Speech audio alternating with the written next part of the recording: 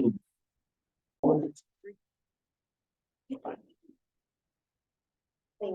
good evening, everyone. Today is November 21st. We are at our Economic Development and Culture Committee. Welcome, everyone. This meeting is called to order at 6:33 p.m. In order to conduct an efficient meeting, let's observe a few ground rules. No one may speak until granted the floor. CB11 members, if you have a question about board business or wish to make a motion, please raise your hand and wait to be recognized. To raise your hand through Zoom, click the participants icon and we'll find the raise hand function there. If you have technical difficulties, click the chat icon and relay your difficulties to the staff. Members should not engage in a back and forth discussion. The chair will recognize the next person to speak. The chat should not be used for CB11 business or questions about agenda topics. All such remarks should be made on the record when recognized. Please keep your questions and comments brief and to the topic of discussion. Members of the public, if you have a question or comment about the subjects on the agenda, please raise your hand and wait to be recognized. Angel, can you do roll call, please? Sure. Committee members, when I call your name, please answer. Present. April Autry. Present. Mark Bogursky. Brandon Gillespie. Sharon Lynch. Present. Giselle Malave. Present. Elisa Miranda. Present. Jessica Morris. Eugene Rodriguez. Here. Vinnie Torres. Jenny Tromsky. Present. Emery Vasquez. Present. Jason Wu. You have one. The agenda for tonight's meeting was distributed ahead of time by the board office and was posted online. If there is no objection, we will adopt the agenda as stated. Committee members, if you object to adopting the agenda, you may raise your hand to be recognized. Seeing no objections, the agenda for tonight's meeting is adopted. We will have minutes to approve our next meeting in December. Announcements. The first announcement is about our MTA 2nd Avenue subway meet at Amor Cubano. I'm just passing around this packet, so you guys can look at what they presented to us. Businesses were able to meet with them. Joseph O'Donnell attended along with 2 other members of his staff, and Union Settlement hosted the event. Businesses were able to ask questions. One thing that I learned from the meeting was that MTA has a designated department to help businesses relocate and carry costs to a certain extent. So whatever businesses are gonna be affected on that 2nd Avenue and anything else affecting the project, they actually help the businesses relocate and they carry some of the costs. So I found that very informative, and they're gonna keep us also abreast on. You guys take a look at the packet, and there is information on the back on the people who attended the meeting. If you have any questions, we can always email them in regards to, any questions that we have.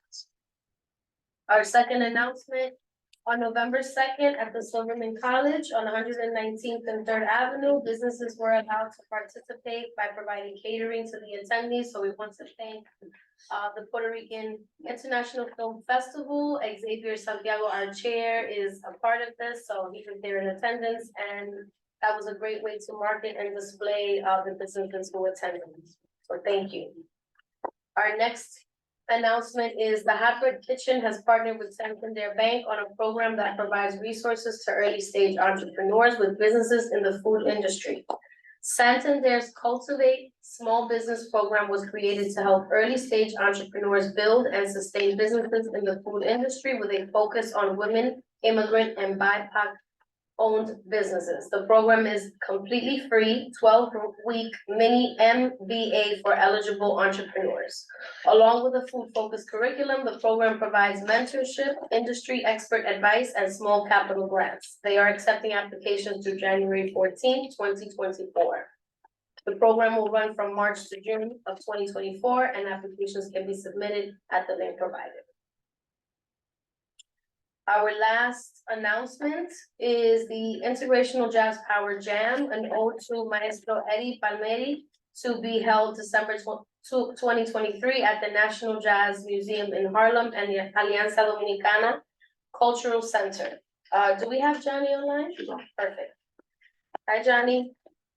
Hi, everyone. This is Hani Gonzalez Velasquez. I'm the Senior Director of Business Affairs with Just Power Initiative. I'm so excited to have to be here and to present for you our intergenerational Jazz Power Jam.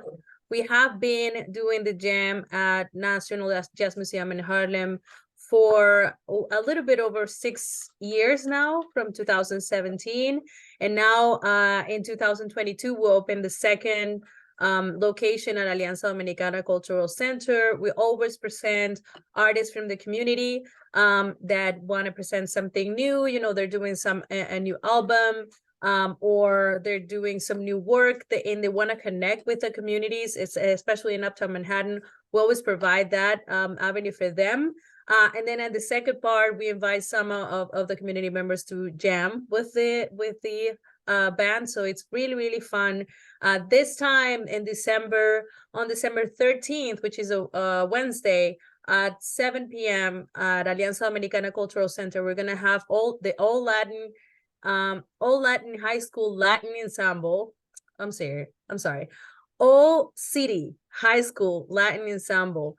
That's a big band. It's gonna be amazing. They're gonna have as special guests Sakai Curtis and Luke Curtis at Alianza Dominicana, get at 7 p.m. And then on December 16th at National Jazz Museum in Harlem, we're gonna have Sakai Curtis Quartet.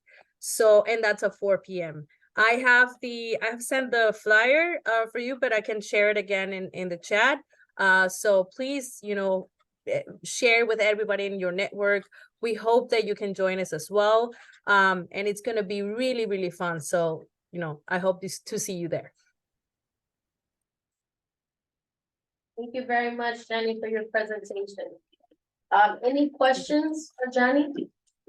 I don't have a question, but I just wanted to say, just because I wanted to, that my father was one of the founding members of Alianza many years ago. Oh my gosh. Wow. That's amazing. That's amazing. Alianza has been doing a lot of great work, and we're so glad that we have an in with them. It's not necessarily, they're focused on Dominican culture and all that, but we are also trying to provide as much as we can to this community, because we believe in providing African American communities with the fruits of jazz, because they created it. So that's why we're here in this community and trying to connect with them. So yeah, please share with all your networks. In Alianza, we have a lot of space, as you know. It's really wide, that space. So if everybody's joining it, everybody and their families. Anne-Marie? Hi, what was the first day you gave? I know you said December 16. I didn't get the first date. 13th, 1-3, yeah. At 7 p.m. And then the 16th is at a National Jazz Museum at 4 p.m. But I'll share the flyer in the chat. Thank you. Wonderful. Any more questions? Okay, thank you so much again, Ms. Velasquez, for sharing with us. Thank you, everyone. Okay, before we move on to informational updates, I received just some information before the meeting on the neighborhood business grant. There are grants open for businesses. They can be awarded up to $5,000 to qualify. 10 or fewer employees in operation for 2 years, based in New York City, and be positively impacting their community in some way. Reach out to Mr. Carlos Santiago. His email is csantiago@citizensnyc.org if you know a business who can benefit from this grant. Okay, moving on to our informational updates. From Uptown Grand Central, we have Carrie King. Hi, Carrie. Hello, everybody. Thanks so much for having me. There's a lot going on. So I'm going to give you the holiday rundown. We're finishing up the grand scale mural project at 125th Street, 124th Street, Lexington Park, and 3rd. There's more than 100 mural artists painting. We're almost finished with all the murals. They should be up by the end of November. But please come up and walk around and see all the amazing artwork that the artists have created. Also, at the same time, our holiday lights are going up. The winter lights The trees wrapped with white light is happening right now on 125th Street. Local small business Urban Garden Center does our lights every year. So it takes a while. It takes a few weeks up in a bucket truck to get them all wrapped. We have to wait for the leaves to fall, according to the New York City Parks Department. So it's a process every year. It's a holiday process, but the lights will be up soon and glowing, and they'll stay up to the end of February. So that's happening. And then also starting next week is the Harlem Night Market at La Marqueta. That's going to be 3 Saturday nights, the 2nd, the 9th, and the 16th of December, with vendors in La Placita. Also on 115th Street is going to be an art market with the vendors with the artists from the Grand Scale Mural Project. There's going to be gift wrapping inside La Marqueta proper. And then a trolley sponsored by our friends at Union Settlement is going to run from 115th Street to Urban Garden Center, the new Urban Garden Center at 111th and Park, where there's going to be workshops, including a workshop by El Museo on one of the weekends, Santa Claus, free hot chocolate, and the wonderful smell of pine with their Christmas trees that they're selling. So those are going to be 3 amazing nights of local shopping, supporting local vendors. About 80 or I think 90% of the vendors are local to Harlem, and a little bit more to Uptown. So everybody's local, and it's going to be a great time. And then also on that's on the Saturdays. On the Sundays of the weekends, we're sponsoring hot chocolate rides. Those are bike tours in partnership with El Barrio Bikes and City Bike. And we take you to some of the best coffee shops in the neighborhood. So we're going to be going to an East Harlem ride, a Central Harlem ride, and a West Harlem ride. And you'll get to sample delicious chocolate and cookies and more. In East Harlem, we're going to go to Jin Jan Cafe, which is now open on Sundays. Janie's Life Changing Baked Goods, Delaria, and maybe one more. So definitely join us for that. And then the last bit for the holidays is Make Music New York is on December 21st. It's the winter solstice and the longest, darkest night of the year. So we celebrate, it's a citywide celebration with music and light. So there's going to be a concert at the 125th Street and Park Avenue Plaza that you can enjoy on your way home in the cold, dark night. Those are my event updates. And Madam Chair, if you want me to give other updates about the DRI or any other items, I'd be happy to. Sure. Or you can put the rest of the updates in the chat for all of us to read and share. Thank you so much, Carrie, for your presentation. Got it.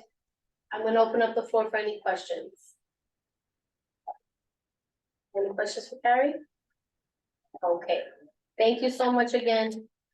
We're gonna move on to Michelle Cruz from Union Settlement Business Development Center. Hi, Michelle. Hi everyone. I have a slight cold, so excuse me. If it's okay, if I may ask, I think that an update from the DRI is important because we're at the final stage. And if Yes, Carrie can share like a quick update, because it's huge.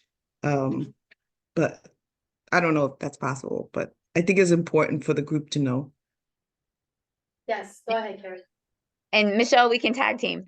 So the East Harlem DRI is the Downtown Revitalization Initiative. That's $10 million to East Harlem in capital improvement. So everything is building, it's infrastructure. There's a committee that's been meeting. Michelle's part of the committee. Over the past half year, local groups submitted different projects, and those projects are now in their final slate. So the committee and then representatives from the state have selected a little bit more than $10 million in projects, because as projects happen, sometimes things fall out of the scope. Those projects are now at the state and are being determined what are going to be the final set of projects. But it looks like a really exciting group of things that are going to be happening. There's going to be some streetscape revitalization stuff on 116th Street, at 125th Street, some light and sound improvements to the 125th Street Plaza, a new mural arts initiative, new security cameras across the neighborhood, There's some local nonprofits that are going to be getting improvements to their building or their facade, including Barika Neighborhood Health Center, the National Black Theater, the Caribbean Cultural Center. There's a lot of good stuff that's happening. So I'm actually looking for the link. I'm going to drop it in the chat that shows the final slate of projects. It's not yet finalized, but it's looking like there's going to be some great things happening. Michelle, please tag in with that, with whatever I No, that was forgot. perfect. Yep, that was Okay. perfect. Yep. Yes, I have a question. The security cameras, are they gonna be like the ones that you see like from NYPD? Like, Yeah, there was a long conversation about how to best do that, especially with some of the immigrant businesses that want security cameras, but were concerned about their relationship with law enforcement. So the way that it was worked out is that the cameras that have been requested are the Argus cameras. Those are those large white boxes that you'll see. They can be monitored directly by NYPD without any interaction with having to pull camera from a business or something like that. And the request of the committee is that they will be put on commercial corridors. So no like residential areas. The point of the cameras is to really improve the safety of the commercial corridors. So that is in consultation with NYPD. They kind of know where their gaps are in terms of what's not covered in the neighborhood. I'm dropping in the chat the list of projects. You can check that out. And no, it's not final, but there's a lot of good progress. So most of these things we think are going to pan out for the final slate. okay, thank you so much, Carrie. Thank you. And thanks, Michelle. So really quickly, Metropolitan, a group of small businesses will be joining Metropolitan to go through their procurement process in January. So we hope we can get a lot of businesses to be on their list to become vendors to the hospital. We're opening an incubator space in February 7th, a ribbon cutting. And the space will be at Corsi on 116th Street. And any of the small businesses can come utilize the resources there, copy machine, Wi-Fi, desk space, sort of like a WeWork. And we're hoping to etch out a small space so that there can be some privacy in case they want to have meetings with individuals. So we're hoping to open that. We will be opening that February 7th. We have a Reimagine grant. I'm not sure I mentioned that to you, Giselle, but I had reached out to you as one of the partnering restaurants with Sapoeira. The grant is a culinary workforce development grant. And so we train 40 individuals. We have a chef that will be going into eTerra Kitchen, training these individuals. They get pots and pans, uniform, a knife set. It's an 8-week program, and they get training inside the kitchen, and then they get the training for a food certificate, and then another federal certificate on food and health. They get to keep all the equipment, and then once they're done with the program, we have financial literacy. So it's sort of like a holistic approach. So we have financial literacy, group therapy, and then we partner with the small businesses to get them paid internships with about 30 of our small businesses. We're hoping to get these individuals internships at. That's going to start in February as well. We have the 116th Street lights. That's up. That went up today. And that's from First Avenue to Madison Avenue. And it's just a strip of holiday lights on 116th Street. So our East Harlem, following Carrie, our East Harlem for the holidays, as you know, that's our collaborative work with other stakeholders in the community to get people to shop, dine, and stay here for the holidays. So this Saturday is our Small Business Saturday. in the news today, I heard trending up is Black Friday and Cyber Monday again this year, and no mention of Small Business Saturday. So please, share, comment, talk about small businesses so we make sure we're trending up this year. So Small Business Saturday is basically we feed the community. We give them coupons from some of our local businesses and get them excited about shopping small. We'll have a live jazz band. We'll have the coupons and some giveaways. We'll be meeting at Del Laria at 10 o'clock. So please join us or share with the community. Next Friday, December 1st, we have the press conference kickoff, and this is where all of the stakeholders will be together and sharing some of the holiday festivities that we're doing. We'll have some giveaways there as well. We'll feed you and just share all the festive stuff that's going on. The holiday tree lighting is December 1st, that same day in the evening at 106 and 3rd by the Holiday Tree Committee. After the tree is lit up across the street, we have a pop-up ice skating rink at White Playground. And families can come and skate for a couple of hours. And we have one of our small businesses giving out some hot chocolate in the evening because it's probably going to be really, really cold. And as Carrie mentioned, we'll be partnering with her for the trolley rides. We're just going to loop the trolley around to get people to the market, to the night market, to to Urban Garden Center, and just making it easy and convenient for them to get around. We also will be giving out digital maps with all the holiday activities and all the stakeholders and what they're doing for the holidays. It's sort of similar to the maps I bought last time, but it's just focused on holiday activities. And last and finally, this is for Eugene Rodriguez, who's been working so hard. We got the feasibility grant to study the theater district and the creating a cultural corridor in East Harlem. And so we just got awarded the grant. So I'll be reaching out to you, Eugene, right after Thanksgiving to talk about next steps and how we go about assessing the theaters, what they need, and how we can go about creating a study so that we can hopefully bring in more funding to maximize our revenue in the theaters and the cultural institutions moving forward. So we'll be reaching out about that as well. So thank you, Eugene, because you were the inspiration behind that grant. And your dream is starting to take off. So I look forward to working with you and the community on that. Thank you. Yep. Thank you, Giselle. Thank you so much for all of that wonderful news. To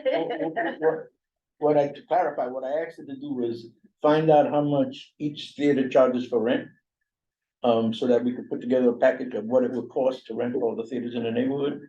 And what each theater needs to be a top of the line facility. Seats, outdoor signage, lights, sound, all that kind of stuff. Most of the theaters in the neighborhood are in pretty good shape. So that doesn't look like a lot of money. But thank you very much for entering into that grant. I hope you make a lot of money. All right, moving on to our next presenter for informational updates. Caribbean Cultural Center African Diaspora Institute. Do we have someone?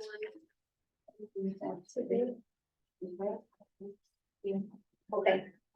We have we have Chelsea here from El Museo del Barrio. Hi, Chelsea. Hi, everyone. Good to see you. Michelle, great news about the grant. I'm really happy to hear about that. So excited to see how that's gonna pan out in the coming months. So I guess going off of what everyone else has been talking about, we have holiday updates. We're also excited to be part of East Harlem for the holidays. It's a wonderful collective of local groups that have so many exciting holiday activities happening in our neighborhood for our community. So excited to be part of that. But starting off with our Holiday activities on December 9th, we have our Coqui Club, which is our bilingual storytelling session for our museum goers ages 5 and under. That will be at 10 a.m. and 11:15 a.m. and they're going to be themed around the Three Kings Day celebration. So our educators will be conducting some sort of storytelling session and interactive program for our youngest community members. And then that same day, we will be having our 3rd annual parranda. That will be at 2 p.m.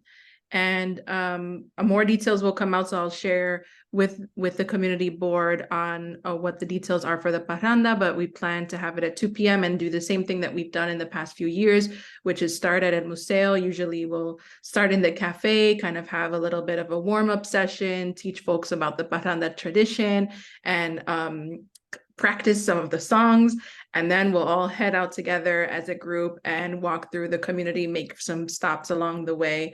Last year, we even went onto a bus. I remember there was a moment where everybody jumped on the bus and the bus driver led us on and everybody sang, and it was really great. So excited to bring that back to the community again this year. And then, of course, we have our Three Kings Day parade coming up. Want to let everybody know that the parade this year is going to be on Friday, January 5th, because the actual Three Kings Day falls on a Saturday in 2024. And a big part of our celebration is always engaging with the schools. So we want to make sure that we're still able to engage with the schools and have them come and be part of the parade during the school day. So that's why we're having it on Friday the 5th. So that will be in its usual format. We'll start off we'll kick off the celebration with our breakfast in the morning in the cafe, and then we'll move on to the parade at 11 a.m. And then after the parade finishes, we'll all return back to the museum for our post-parade community celebration in the theater. And I also wanted to let folks know that we have 2 volunteer opportunities for around parade activities. So leading up to the parade, we always like to make crowns for all the students who come participate with the parade so that we can distribute them to all the students. So if anyone has time, either, you know, like during the week, during the day, we are going to have our workshops open at El Museo to come and help us out with creating those crowns. So they're crowns not for you to keep, but for you to make them, and then so that we can then distribute them the day of the parade to all the school children. So that's one of the opportunities if you're interested. I'll let you know also the day that the weeks that we'll have the workshops open for people to come and volunteer in that way. But if you're interested, of course, you can reach out to me as well. And then the second volunteer opportunity is the day of the parade. If you, or maybe you have a group, or if you're part of a company that wants to have a group of employees come and volunteer the day of the parade, that's also something that we'd be happy to partner with you on. We're open to having as many volunteers as possible. We always get a lot of people coming out for the parade, so it's always helpful to have extra hands on that day. So if that's something that you're interested, also you can reach out to me. I'll put my email in the chat as well. And lastly, if you're not able to volunteer but want to march in the parade, that's another way for you to participate. We always love to have our local groups come in and participate in that way and march in the parade as a cohort. So if that's something that you're interested in, you can also reach out to me and I'll send you, we're going to have a registration link where you can sign up your group to march in the parade. So of course, I'll send all this information also like in a follow-up email, but definitely wanted to give everyone the updates of what's coming up soon. Thanks so much. Thank you so much, Chelsea. Thank you. Any questions? Okay. Thank you very much, Chelsea. We'll hear from you soon. We are going to shift gears. We have Senator Serrano here to speak about his bill. Welcome, Senator Serrano. Thank you so much for being here. You guys have the paper in front of you, so just take a look at it. You need to have it. Well, thank you very much, Madam Chair Malave, for having me here. I was asked to come here to talk a little bit about my legislation. I'm State Senator Jose Serrano. I have the good fortune of representing East Harlem and South Bronx, the 29th Senate District. And I'm also chair of the Committee on Cultural Affairs and Parks. So this legislation, bill number S253A, has been around for a couple of years in various forms. And it's a bill that would create, that would mandate that NISCA, which is New York State Council on the Arts, and ESD, which is which is the Empire State Development Corporation, to put forth rules and regulations to certify cultural districts throughout the state of New York. This is a statewide bill. It would, in essence, allow or create a mechanism for local arts organizations, let's say in a place like East Harlem, where we have a strong history of artists and arts organizations. If they chose to organize and form a cultural district, they could do so if this was law and be certified by the state. And what does that mean? How does that create a benefit? By having a state certified cultural district, you are entitled to certain technical assistance from the state. You will be potentially would have signage or other things that would designate you as a cultural district. There could be eventually funding for the organizations within the cultural district. It would give these naturally occurring cultural districts sort of an opportunity to organize in a way that ensures that they can grow and move forward. One of the things that we hear so often about with cultural organizations is that they are barely getting by economically. They historically, if you look at budgets and so on, the arts are not as funded as they should. Artists and arts organizations are relying on sort of a shoestring budget to get by. And oftentimes they have to close their doors. They cannot plan for a future season because they don't really know if they're gonna have funding for a future season. They oftentimes have to give up doing what they love.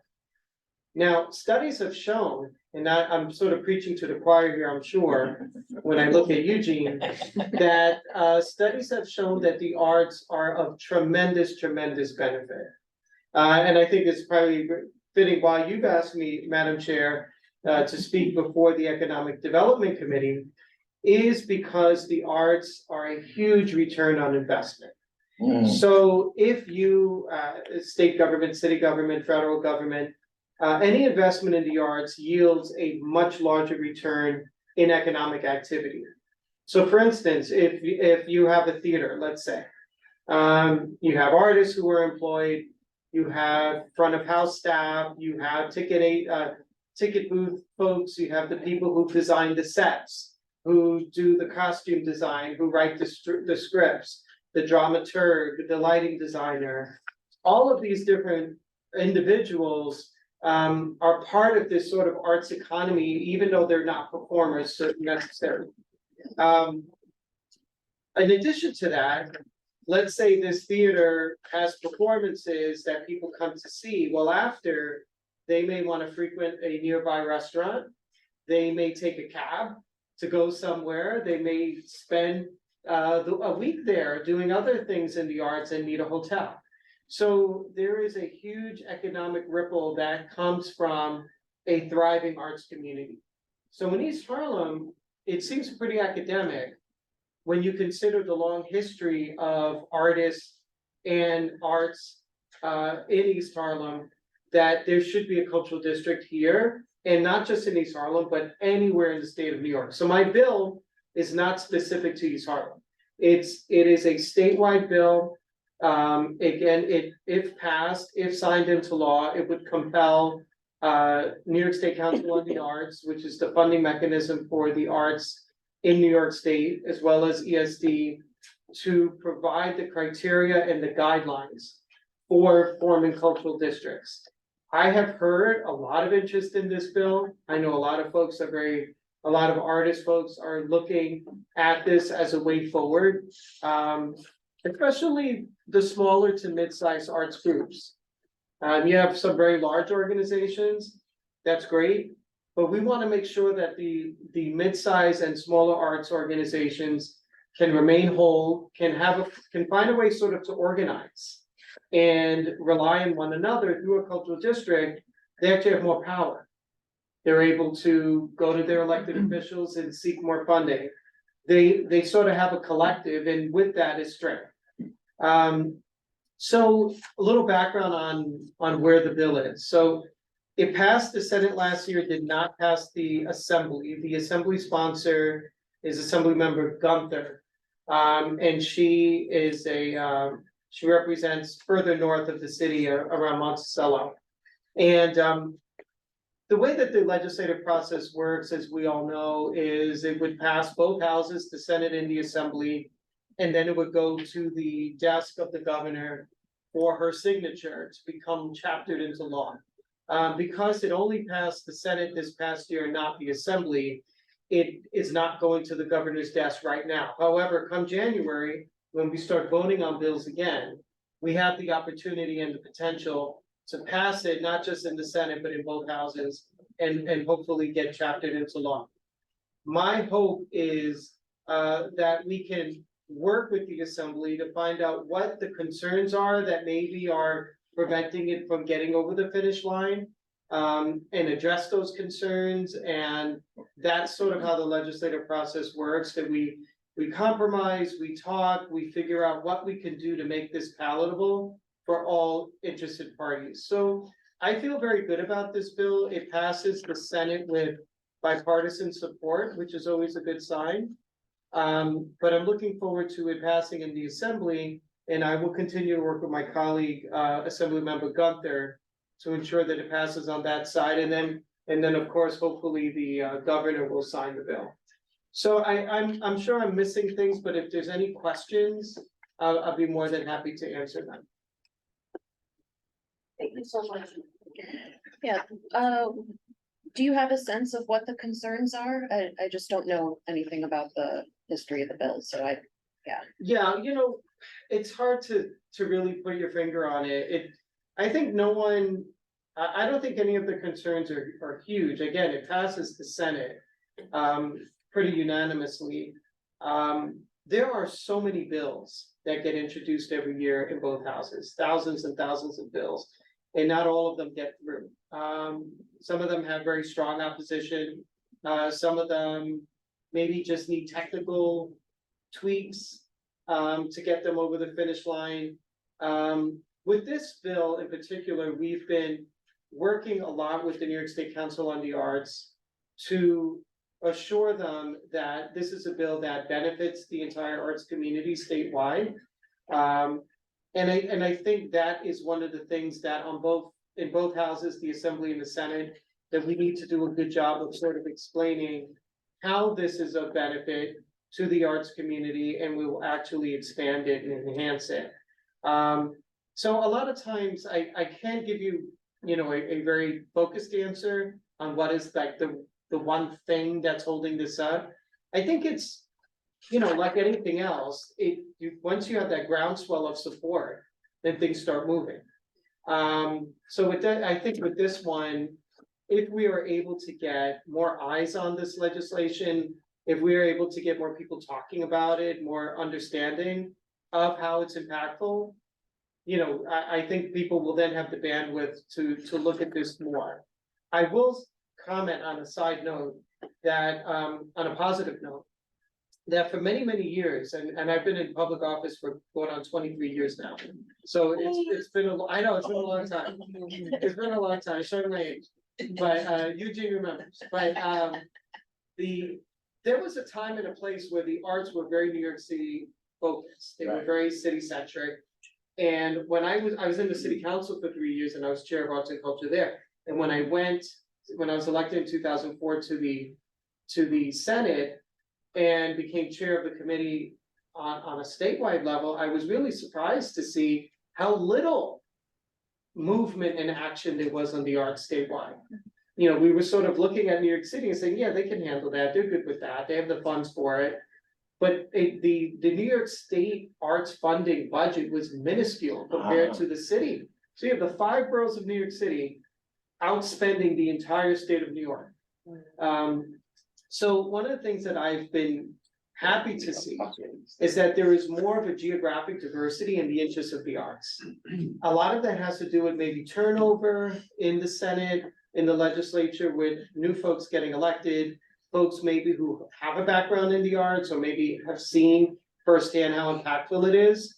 So you have folks out in Syracuse saying, hey, Serrano, what are we doing on this? You know, we have folks in Buffalo, upstate New York, Potsdam, out on Long Island. I think they all realize that the arts are a huge economic benefit. So when people turn around and say, well, Serrano, you know, the budget's in bad shape, we really don't have the funds for the arts right now, sounds great, but we can't really support it. I say the thing you want to do most in a bad economy is turn to the arts, because you will start to see ourselves getting out of this economic doldrums when all that economic activity, all the tourism. I mean, New York City wouldn't be New York City without the tourism sector, which is driven almost entirely by the arts and culture. Yeah, the first thing the city put money into was Broadway. Exactly. Yes, sir. Thank you. So, thank you for the information. A few questions. Is there any other state that you're aware of that has already a district that's formed? There are 18, to my knowledge, there are 18 other states that have a cultural district program. I could get you the actual states, but I know there's about 18. Okay. And there are some others who don't have a statewide program, but they have a law that allows local municipalities within the state to do a cultural districts program. It just sort of allows them to do it. But there are 18 others. So we wouldn't even, this wouldn't be foreign to us. Right. On those, so for the district, what would be the mapping specific, let's say East Harlem? Would it be a specific area of East Harlem, a certain corridor here in the district? Right, and then, I'm sorry, just to. No, that's good. I'll remember Then that. you can just answer the rest of these questions, thank you. And then you mentioned some of the criteria and guidelines, right, that need to be together. Right. If you could tell us a little bit about what some of that might look like, and Right. also a timeline, right? If all this was to come to fruition and went well, what would that timeline be? Well, I think to answer your first question about, well, I guess I'll start with your second question first. About sort of the criteria that would be there, that would be in play. That would have to be put forth by the entities that this law compels to do that. So this law doesn't have, this legislation doesn't have guidelines spelled out here. It says, you know, things like, you know, will do, not limited to, blah, blah, blah, about technical assistance and so on. But ultimately, what this legislation will do is tell NISCA and ESD to come up with their guideline and criteria. The first part of your question about the boundaries of it, again, I don't know, this will be what they come up with. I don't know if they'll go by community board boundaries, or if they'll use zip codes. I don't know. It also depends if there's interest. So this is not like mandating cultural districts. There has to be arts groups and arts organizations that in a particular area or neighborhood that want to do this. So let's say in theory, East Harlem, a bunch of East Harlem folks wanted to do it. I would assume that maybe ESD and NISBA would use an already existing boundary like the community board. Yes, sir. Yeah, I mean, because I'm looking at this and trying to understand how this actually would work. So first of all, I assume the current law doesn't allow for any arts and cultural districts. Well, it's not that it's prohibited, but it doesn't give the assistance, the funding. It's not in statute. So they do exist? No, Okay. yeah, they don't. Yeah, they do. They do, but are they doing, is it sort of an ad hoc Yeah, coalition. there's one in Harlem and there's one in Buffalo. Well, but there's that self-declared by somebody in Right. Harlem, right? I mean, Right. so, you know, my home is a cultural district now, I just declared it. Please give me funding. Right. But in terms of this, I mean, who actually would, once the criteria designed by this, or this office that you're talking about, once they come up with a concept of an application, which it seems is also in here, right? First of all, it's possible East Harlem wouldn't qualify based on the criteria, right? I mean, but that's not your issue yet. But who actually applies? New York City City Council? A bunch of theaters in East Harlem? Who Yes. actually submits? Because that doesn't really, it seems to be, it's gotta be the city, the town, or the village that has to apply, from what I'm reading in the bill. It would be the arts organizations. The arts organizations would, through whatever mechanism. And again, and until we see language on the rules and regulations for certification, where I'm sort of just guessing here. Okay. I could, Katie, do you have any sense on that? This is Katie from Albany. Yes, I am Senator Toronto's Deputy Legislative Director. Thank you for having me join. So the way that this would work is, so districts are not foreign to New York State. We have water districts, sewage districts, and all of that. And basically, there are guidelines that are set up to draw boundaries or lines. In this situation, the arts groups would come together or go to NISCA and ESD and say, hi, like we want to be a part of an arts district, create that. So they would probably, the best way would be to group them together or for them to work with their neighboring organizations. So it's not that, you know, someone can't declare them a cultural district. It's in order to get the benefits. So the state benefits, this is out there, this grant is out there, this is what we can do. So it's not prohibitive at all. And it's not forcing all arts organizations to join a district. It's giving them the option to come together, or ESD and NISCA, this is what they're for, is to help them create that district and receive those benefits. Thank you. Two things. One, there is, I put in a resolution to declare East Harlem as a cultural district from 125th Street to 99th Street, from the river to the 5th Avenue. I think that covers every institution, every major arts institution in the neighborhood. I also put in a proposal to create a theater district, which would dovetail with a cultural district. So within the cultural district, we would have a theater district. Is that a proposal to the city, who is that a proposal to? Right now, Who's the, everybody. no, but who's the resolution being voted on by? Oh, us. Us, it's community board resolution. Yeah. Got it, okay. We've been on the table for like 5 months, and I Okay. think we should finally say yes or no. Yeah. I don't know anybody that's against the idea Yes. at all. Your middle only- name is cultural district. now. Yeah, the only opposition I heard of was that somebody wanted a district also. So they weren't supporting ours because they wanted it. So that makes you think that this is really a good idea. And I think the community board should vote on it and do it. Second thing is, small groups being able to operate within a cultural district. I'll let you know this. I have a theater group. My budget is $1,000. If I don't have to spend it on anything, and if the bank don't take any money. So for $1,000, actually, when we first started, we had no money. I got a friend of mine to do a set. I used one of my plays. We put on the show at Julieta Burgos. Because we got the theater for free. We made $10,000, which enabled us to put on another production. So what I'm trying to do in East Harlem, and what I'm suggesting we support, is to open up these theaters to small groups, because after 2 or 3 years, they'll be able to fund themselves. We don't have to go to the state anymore. And it's how do I put it? Sustaining, because we have a huge theater in the Museo del Barrio, seats 600 people.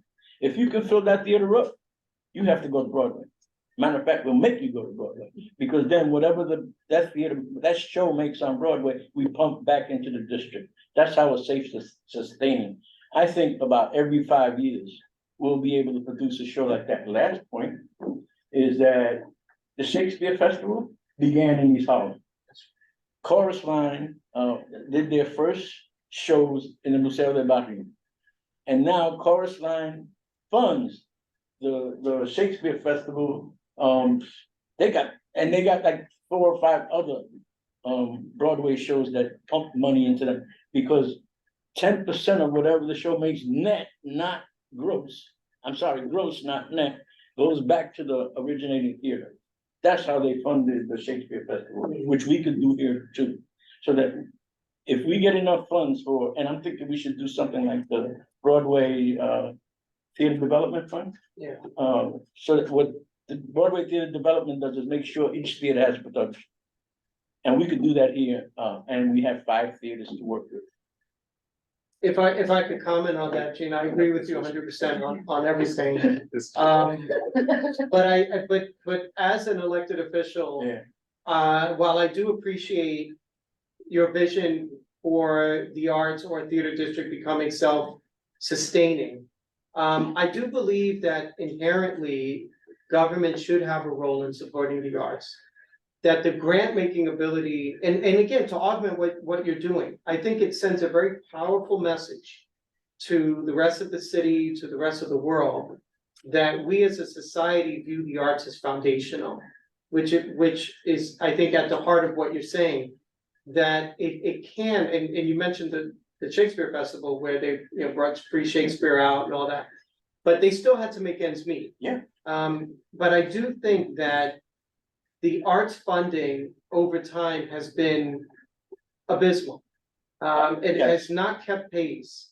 And a lot of artists, and you talked about your first production, you had no money. There should be money for people who want to be innovative in the arts, who want to create theater, who want to show all that it provides. You and I know, and everyone around this table, I'm pretty sure knows, that the arts historically have been a perfect vehicle for issues and discussions on social justice. Yes. Unlike a lot of other discussions which stratify people and put everyone in their respective corners, the arts are sort of that one thing that brings everyone together and says, let's find common ground, let's talk, let's express. It's really provides a safe space long before people even use that term.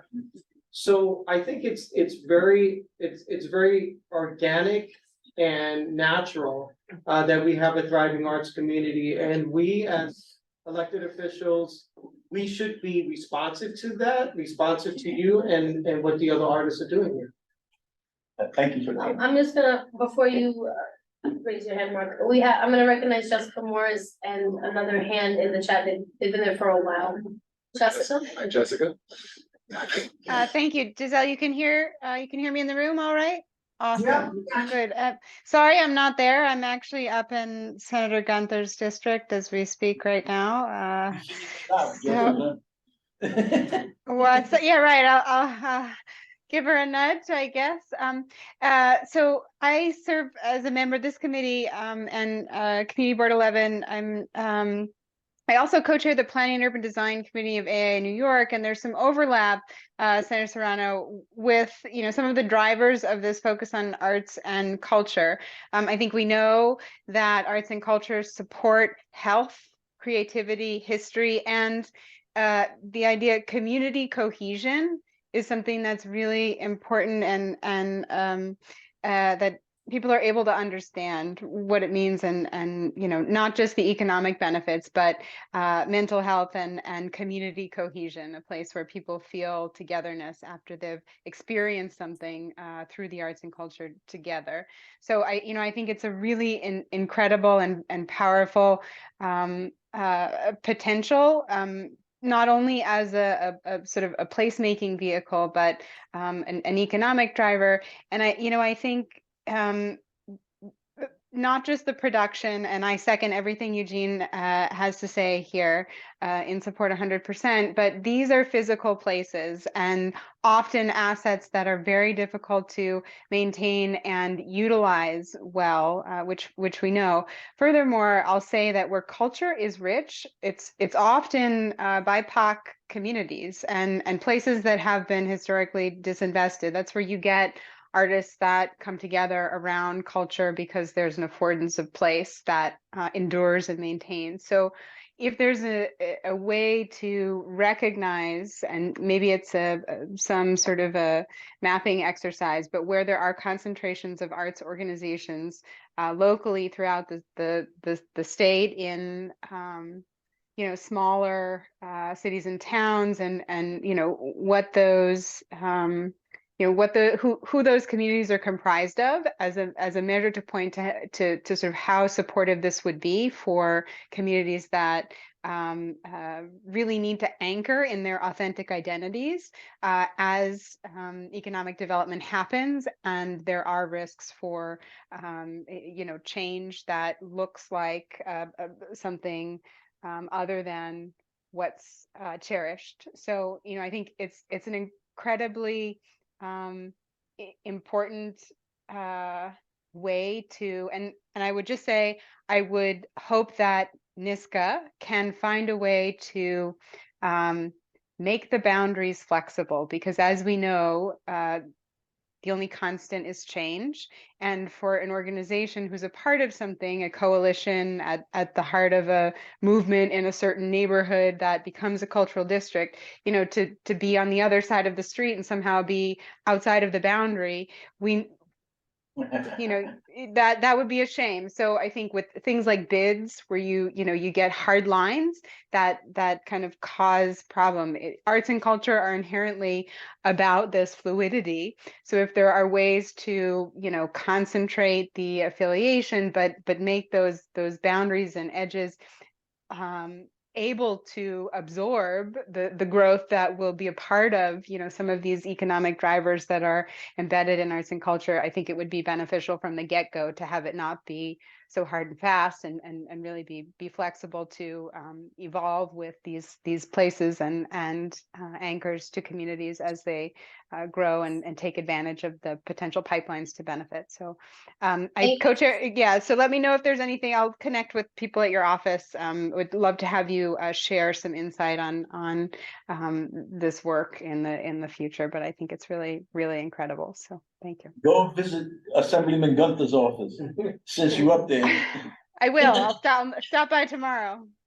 Well, I don't want to give the impression that she's holding it up. I'm not saying that in any way, shape, or form. Okay, good. It just didn't work out last year, but to address some of your points, you were absolutely correct about how the arts in certain communities have been so rich, and we just celebrated the 50th anniversary of hip hop, birth of hip hop, which is easily one of the most innovative forms of art that history has ever seen. And it was born right there in the South Bronx, just like it. So it is really like an interesting situation when you see how people kind of left the South Bronx for dead many decades ago. And in sort of from the rubble of that community, you have this amazing form of art that came forward, and it really didn't have a lot of nurturing back then. They had to take electricity from the light pole. But also I think to your point about the boundaries, hopefully being more flexible. The good thing about anything involving government and legislation is that it is very organic. It may not seem that way, but nothing we do is ever truly set in stone. We pass bills, and then we have chapter amendments to the bills where we alter them slightly. We get feedback from the community like we're getting today. But again, without this bill passing and without the next step of NISCA and the state creating the criteria, it's really hard to know what we're fighting with or what we're dealing with here. I think the first step we need to do is pass this legislation in both houses. And then when we get to the next area, maybe we can have hearings where we invite the public to talk about what they would like these cultural districts to look like, how they should operate, best practices and so on. I could facilitate that, and I think it would be a lot of fun to do so. So that I think your suggestion is well taken, and we will consider that. I'm gonna recognize one other hand if Senator Serrano has time. Sure. Ms. Janney? Danny Gonzalez. Oh, hey. Yeah, I was adding into the chat. This is Hani Gonzalez from Just Power Initiative. Thank you, Senator Serranos, for your presentation. I wanted to mention that this effort and all the efforts in cultural funding, especially in NYS, I know that federally there are conversations on economic development attached to cultural efforts as well. Those are very important, especially right now in New York City, given that the budget has been cut 5% all throughout, every agency in the city, and we don't know if that's going to be cut even more. So, we had a conversation earlier with NY4CA on the impact on the Department of Cultural Affairs. But not only that, we also talked about many small organizations not only work in the performing arts, but also the education side, right? Because we educate the audiences of the future. So that impacts a lot of small organizations that depend on that funding. And efforts like this are allowing small organizations like ours to not depend only on New York City funding. So I encourage you to continue to do what you do, and thank you so much for what you do, and the community board as well, because I know all your efforts are important. One last point. Yes. Are you still gonna insist that culture is economic development so that we can hit the economic development food instead of the cultural affairs? You know what I mean? Yeah, I do. I wonder how that, I don't know how that works in the budget. I know we have a set aside of funding on the state level for New York State Council on the Arts. Last year, it was proposed, the executive budget proposed about $40 million in grants, which is probably, if you factor in for inflation, it had not changed for 30 years, maybe. I'm not sure, don't quote me on that, but it was not an increase. In the final enacted budget, we were able to double that. We were able to get that to 80 million or maybe slightly above. And my hope is that that becomes the new floor. Because it's not a lot of money when you consider how expensive it is to do anything in the state of New York. And how much overhead a lot of arts organizations have. We really need to keep that as the minimum and keep building from there. So I look forward to hopefully getting some traction on this legislation, and I'm grateful to Community Board 11 for asking me to come tonight and talk about it and your interest in it. This is actually very helpful for me because the things that I hear here are the things that I then go to Albany and convey to my colleagues. This is what I'm hearing, and this is a concern, or maybe we need to adjust for this, or whatever. It is a very organic process. So even after this meeting, if you, as a group, as a committee, or as individual members have anything that you want to convey or suggest, my door is always open. George Damalis here is my chief of staff. We have my staff on this call as well. It is very important that you reach out to my office. It's not far from here on 100th Street. And let me know what you think about this bill. Let me know what you think could be done better, or even ideas for other bills. Things that are not included in cultural districts. Yes, this is something that there's a lot of interest in right now, but there may be some other ideas that I'm not even aware of, and I would love to hear from all of you. What's George's email address, assuming that's the? Yeah, it's just my last name, Damalas, so DAMALAS @nysenate.gov. Thank you. And I think Katie put her email in the chat as well, but you can probably, if you don't add. And my website is serrano@nysenate.gov, and you can get all my office phone numbers there, and you can reach out or anything. Michelle, do you have a question for Senator Serrano? I do, a really quick question. Hi, Senator. I love your bill. I really would like to know, what are some of the specifics we can do to support it? Like, can we write a letter?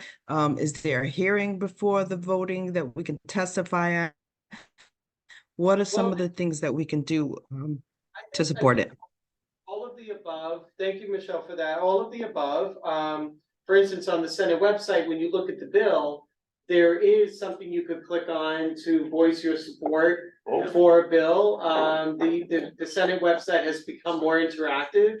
So you can voice your support or your displeasure with the bill, whatever the case may be. I think also just letting it be known, especially around budget time, that this is something that's important. Letting the legislature know, letting myself know, we always tally up the information that we get. But I'll think once session starts again, I'll think of different ways that we can maybe push on this, or maybe press events or press conferences.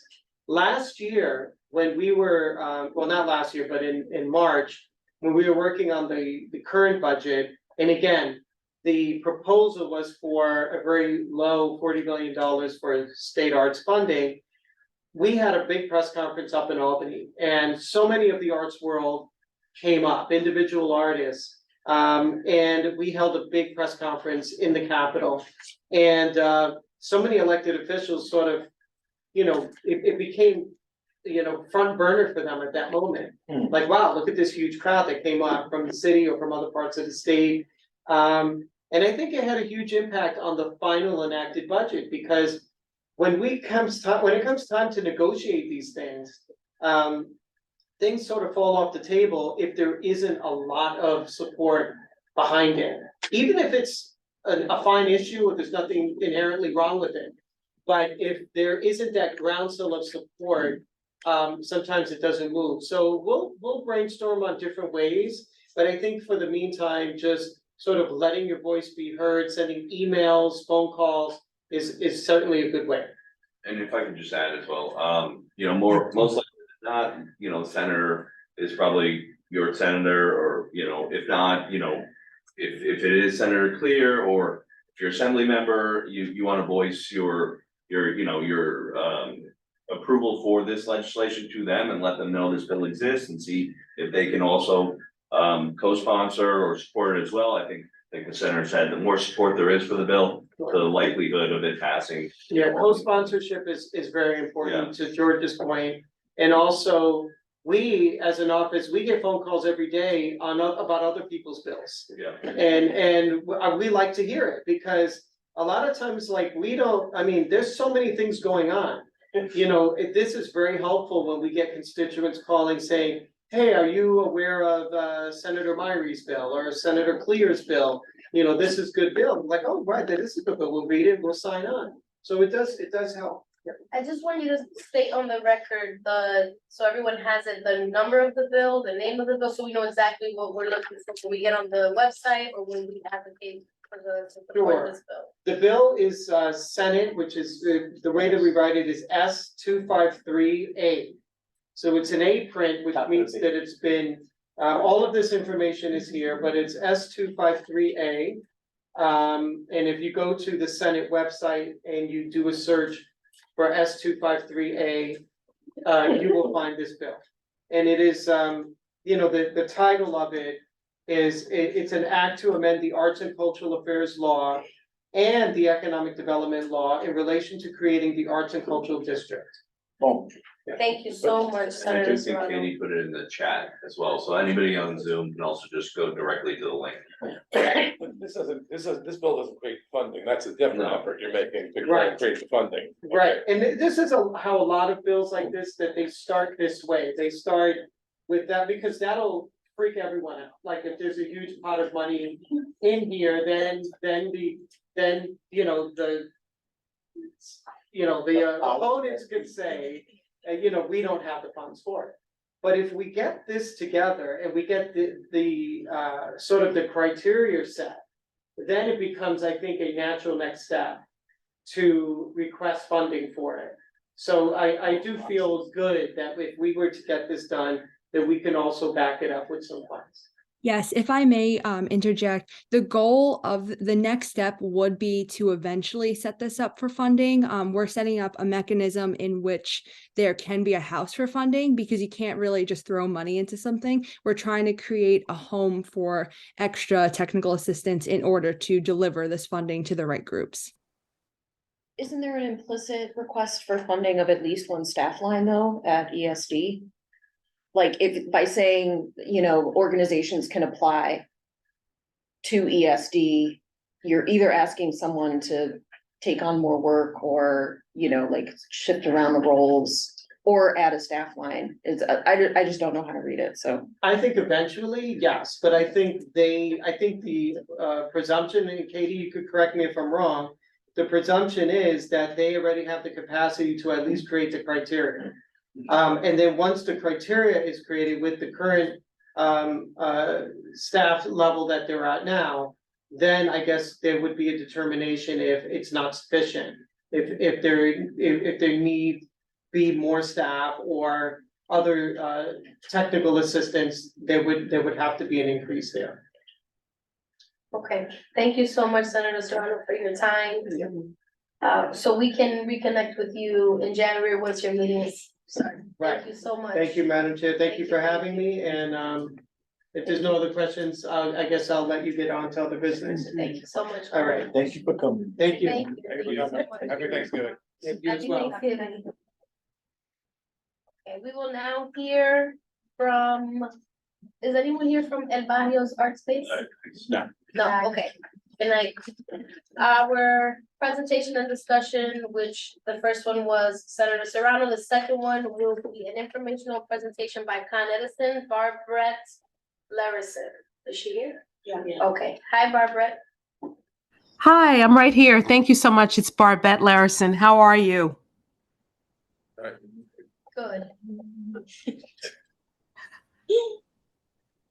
Go ahead. The floor is yours. Okay, I'm so sorry. I wasn't aware that I was going to have the honor of presenting, but thank you so very much. I see some individuals here I've had the opportunity to meet with. Carrie, so very nice to see you. Thank you so much. Thank you, Angel, for giving me the opportunity. So I have been with Con Edison for 6 months now, and I represent the East and Central Harlem as a manager of community and regional affairs. And so thank you so very much. I'm honored to be here. This has been a great meeting. I've had an opportunity to learn quite a bit. Just a few things that I wanted to share with you. We don't have any events that are going on right now, but we are supporting, we're a sponsor of Union Settlement, and I'm looking forward to attending the holiday tree lighting event on December 1st. So really happy about that. We have various different partnerships with different nonprofits in East and Central Harlem. Union Settlement happens to be one of them. And had the opportunity actually to have a meeting with Sean this week. So that's really great. On the chat, for those of you who would like, I can share some flyers around some of our programs that we have, perhaps for small businesses, affordability, energy affordability, for seniors, and for some of our low-income households who may qualify for discounts on their monthly energy bills. And we have a cold weather disconnection protection program. Basically, we will not disconnect residential customers on days when there's really cold temperatures. And if they were to, if some type of interference happens with their bills, we have a hotline, and where online they can go and get information, as well as we have a lot of job listings available. And I will also go ahead and put on the chat line where you can send constituents, friends, families who are looking for jobs, opportunities. And that's really all that I have to report out. Does anyone have any questions? Yes, sure. Are there any clean energy initiatives on the horizon for this neighborhood? Yes, there are various types like When you say we have the EV that we're promoting, um, and different initiatives, the best person who would be here to who I would feel more comfortable to present on that is not with me.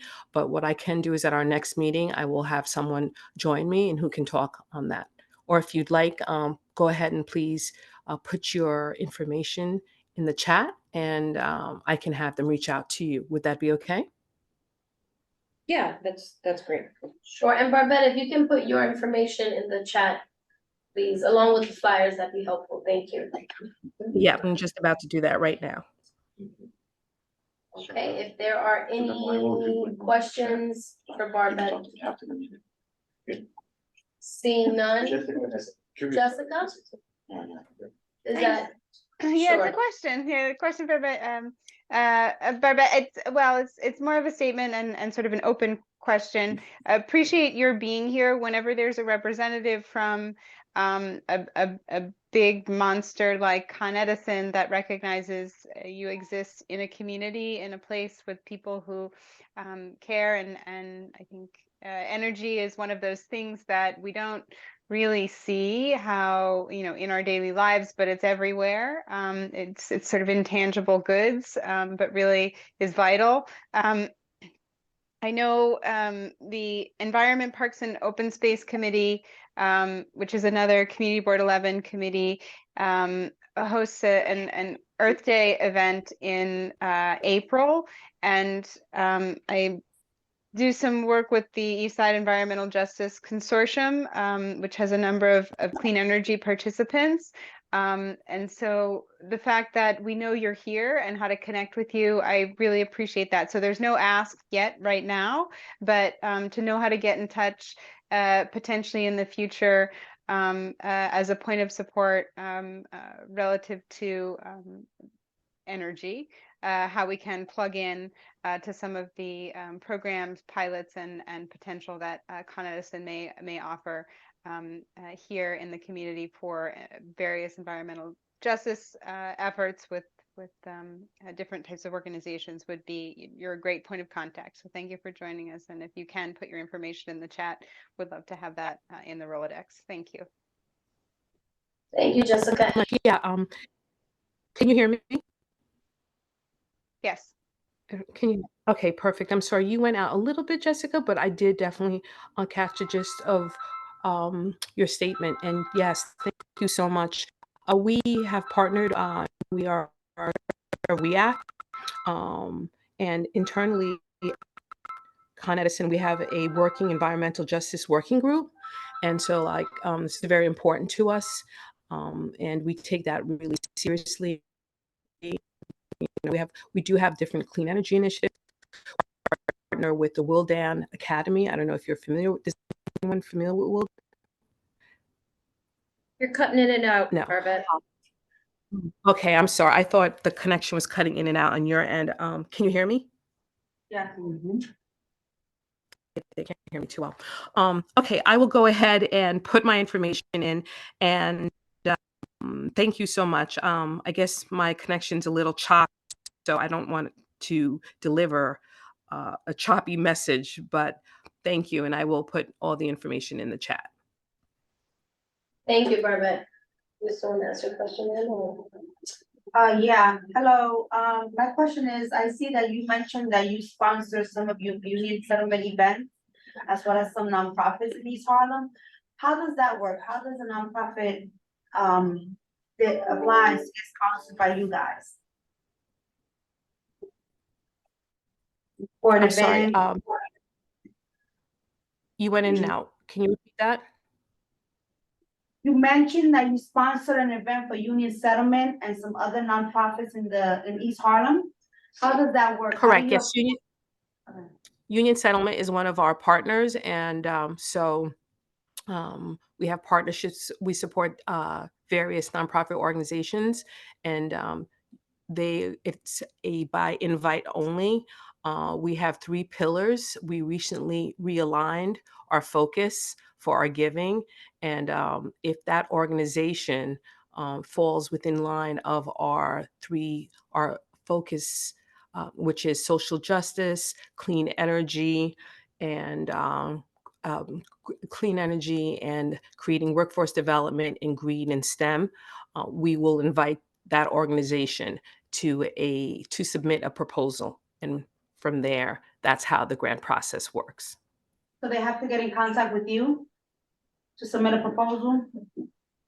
They would have to be invited, but so yes, they can reach out to me. I can meet with them, absolutely. And if their organization falls in line with our pillars, then they could be considered, correct.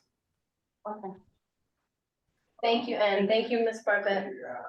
Any more questions? Okay, seeing none. Thank you very much. Thank you again. Moving You're welcome. on to our next presentation, we have Trevor Lavitz from the New York City Department of City Planning. Oh, there we Hi, Trevor. Hello, everybody. You think you should just stand up here? Yeah. I'll ask you to advance the slide. So a brief introduction, I'm Trevor. I work for the Department of City Planning, the community board liaison to CB's 10 and 11 in Manhattan. Usually I hang out at the land use committee meetings, but this will be my first time presenting the economic development, so I'm very excited to meet you all. I see some familiar faces, I think. You're part of that committee. I know Jessica and Morris. And we presented to the land use committee 2 weeks back on a citywide text amendment. And they recommended we speak to you all because it has every bit as much meaning for land use as it does for economic development. So there's a lot in this proposal I think you'll find very interesting. It has some big implications for businesses in East Harlem. And I know I only have 30 minutes. It's been a long meeting, so I'm going to try to run through these proposals and just give you. Oh, Angel, this is just the applicability. So you have the main. All right, so start talking and while I find it. Yeah, so I don't know if you're all aware of CityBS. This is a initiative by the Adams administrations, and it's charging city agencies to look at outdated regulations. For the Department of City Planning, we have 3 citywide text amendments. The first was carbon neutrality, and that was how do we update zoning to help buildings, property owners retrofit their buildings for more carbon neutrality, be more sustainable going into the future. Now we're on to economic opportunity. And what we're looking at is outdated zoning regulations that might negatively affect how businesses can open, locate, operate, and expand, including emerging industries, streetscape regulations, and a whole bunch of other things that contribute to healthy, prosperous commercial corridors throughout the city. Next up will be housing opportunity. This is a very ambitious proposal that looks at the ongoing housing crisis and how to stimulate housing production across the board throughout the city, produce more affordable housing. That's coming in 2024. Right now we're talking about economic opportunity. I see you got it up. So if we hit the next slide, Angel. And I'm really sorry to have to subject you to this again, Angel. I'm really already sat through it. So yeah, this is what I was just talking about. This is where we're now. We go to the next. And just a note about the public review period, this is gonna last, right now we're in the community board referral period, which lasts 60 days, but it's been extended, so if you guys have any recommendations on any proposal, it's gonna be accepted right up until the city planning commission vote in February 2024. So before we jump in, just a brief note about exactly how does zoning interact with businesses, right? You know, zoning classifies all businesses into certain use groups, and these use groups can in turn correspond to districts. So certain commercial districts permit certain use groups. So this affects where businesses can locate and also the size of the business. Exactly. Obviously, as this committee would know, running a business in New York City can be particularly hard, and zoning often doesn't help. There's a lot of outdated regulations. And this proposal is really looking at how to address these outdated regulations, modernize them, update them, and make New York City a more, or zoning at least, easier to work with for businesses to locate and to expand, as well as emerging industries. Can we go to the next slide? So today we're gonna be talking about 4 goals. The first one is making it easier for businesses to find space and grow, supporting growing industries, fostering vibrant neighborhoods, and creating new opportunities for business to open. Next slide.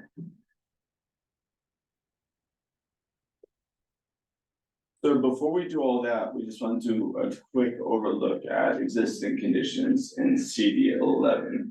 There are about 53,000 jobs based in East Harlem, with most jobs concentrated in the institutional sector. This encompasses big hospital employers like Mount Sinai, which is the leading employer in CB11, and educational employment. East Harlem was hit fairly hard by the pandemic, and a lot of the impetus for this proposal is taking a look at post-pandemic conditions. How can we address them? How can we bounce back? You see that East Harlem, or sorry, CD11 has 92% of pre-COVID level employment. Not great, honestly. Manhattan has 96% of pre-COVID employment at this point. A bit quicker recovery, and New York City as a whole is at 99% pre-COVID level employment. These are the institutional employment that I was pointing out before. You can see a good amount of employment in local services and office based employment. Going towards retail conditions specifically, there are 1,990 storefronts in CD11, 300 of which are vacant. That's 15% vacancy. That is a little bit better than employment overall. That's slightly lower than Manhattan, lagging behind New York City a bit as a whole, which is at 12%. You can see the majority of these, or the largest shares in retail. This map actually shows the storefronts, and they're symbolized by the type. These black circles are vacant storefronts. You can see clusters of vacancy along 125th here, along some of the avenues, 116th. If you're interested, it's a little hard to read here. You can go to Live XYZ. This is a really great resource, totally free and accessible. You can sort of zoom in on where the retail is, where the vacancy is concentrated, and just take a broader inventory of retail conditions in CD11 as a whole. What's the website? Alive XYZ. Alive X. LIV. Oh, just Live X, okay. Yeah.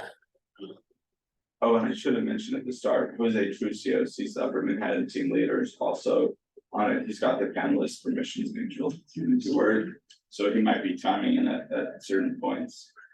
Can we go to the next slide?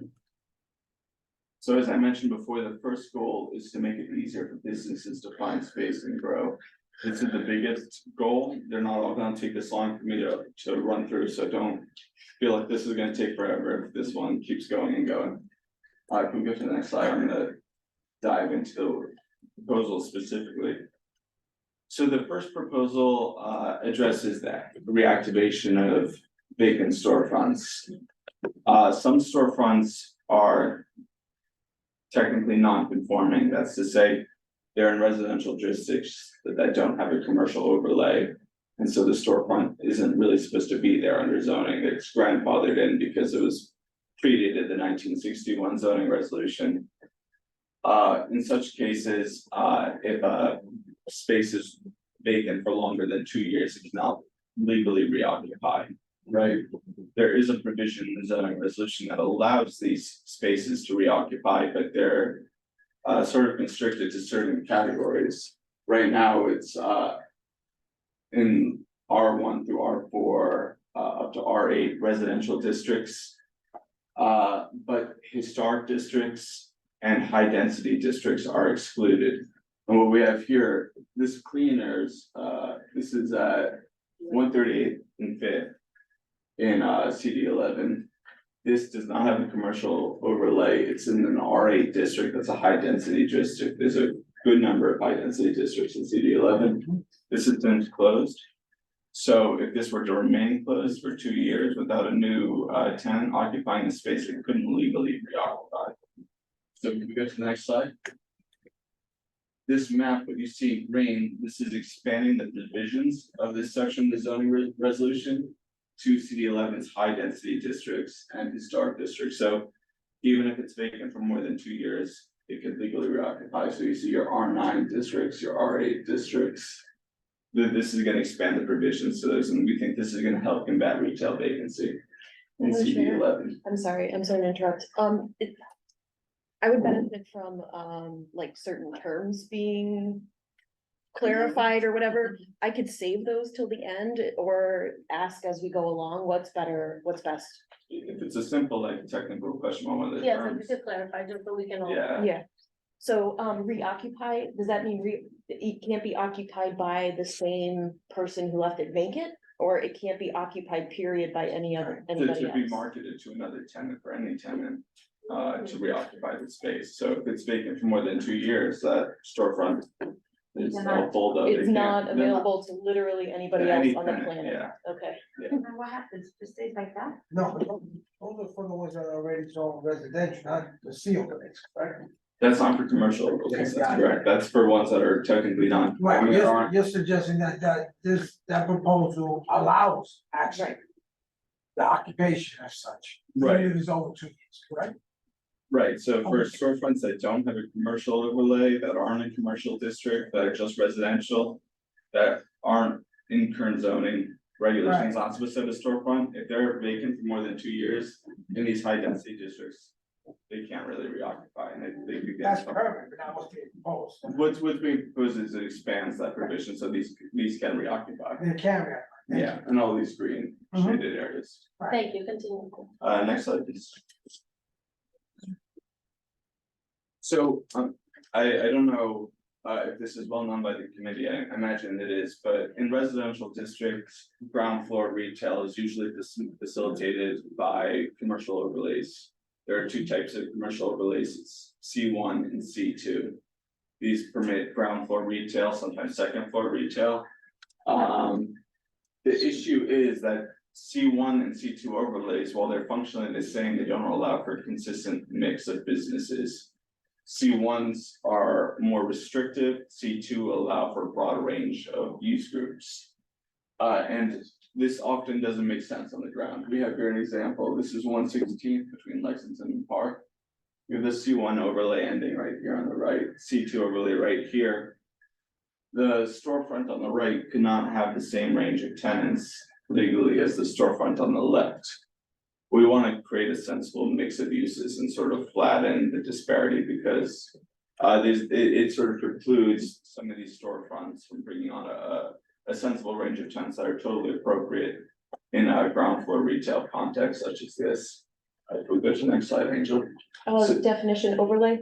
Overlays, so the residential, you have residential districts, BR the seven. overlays are mapped on top of these to facilitate the retail. So you can actually see here in this map where you've got your C1 and C/2 lays mapped throughout CD11. And you can see in these tables the businesses that are currently allowed in C2 but aren't allowed in C1. So we're talking about personal and business services, entertainment uses, transit accommodations, although I don't really know what that means, and close establishments. So it doesn't really make any sense. I mean, these are sort of mapped indiscriminately. C1s aren't really mapped in anymore. So just making it the same mix across the board, and that should not produce any negative impacts whatsoever. We go to the next slide, Angel. Another interesting thing is, so in C4 and C6 districts, and we'll show about this if we put the map, so we have them at the end of the slideshow. C4 and C6 districts in CD11, they're usually mapped around 125th Street. Those are your higher density commercial districts, they're not overlays, they're all zoned commercial. And they go down portions of Lexington and Third, I believe, and by East River Plaza. So in these and some special purpose districts, and remember, you also have East Harlem corridors throughout much of CD11. Some districts, some businesses are restricted from occupying the ground floor. These include dance studios, instructional facilities, clothing rental shops. They're allowed on the second floor, like you can see here, but not on the ground floor. This proposal would lift that restriction. Next slide, please. And also, sort of similar to the C1, C2 mismatch, you have uses that are allowed in C4 districts, C6 districts. If you look at the bottom two rows here, but that aren't allowed in C4. In the context of 125th Street, you have C6 on the north block of 125th, C4 on the south block. So you could have personal and business services, custom manufacturing, wholesale on the north block, but not on the south block. So this is also collapsing that disparity and allows businesses in C4 districts to accept that range of tenants. And so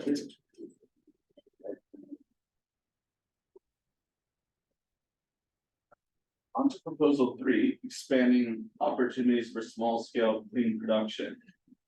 The 1961 zoning resolution had a really believed in the strict segregation of manufacturing uses from residential uses and commercial districts. You know, as technology has evolved, as economies have evolved, this is not really a sensible thing. You've got lots of clean, small scale maker type of industrial uses that are totally acceptable in the context of commercial districts or C1 and C2 overlays. And we think we should allow for these uses to occupy certain spaces up to 5 to 10,000 square feet in C1 and C2 districts, maybe a bit larger in your C4 and C6 districts along 125th and Lexington by 125th. This could include bakeries. Bakeries are currently restricted to only devoting 750 square feet of their business to baking, right? That's a cap, and the rest of it has to be seating or I don't know what else is in the bakery, but that's the amount of square feet that actually devotes to bakery. We've got another example from CB11, 109 embroidery. This is another use that's kind of confined. Jewelry making, 3D printing, ceramics. These are all uses that are currently restricted to manufacturing districts, which doesn't make a lot of sense. And in the context of widespread retail vacancy, these might be appropriate operators to have in some of your commercial districts. So that, yeah. On that proposal, would it restrict the type of industrial uses that could be, like say you have somebody that may have. Yeah, you can't have any noxious industrial uses. These are ones that are considered clean. So if you're gonna have like a really abrasive use. Right, but who makes that determination? Yeah, how's it defined? That's gonna be outlined in the zoning text, which operators are actually allowed, and I'll try to follow up with you guys with actually a list of what are considered clean manufacturers, but yeah, I don't think you're gonna have a really noxious industrial use wanting to occupy a 5,000 square foot space. Maybe it's that's a great question. Yeah.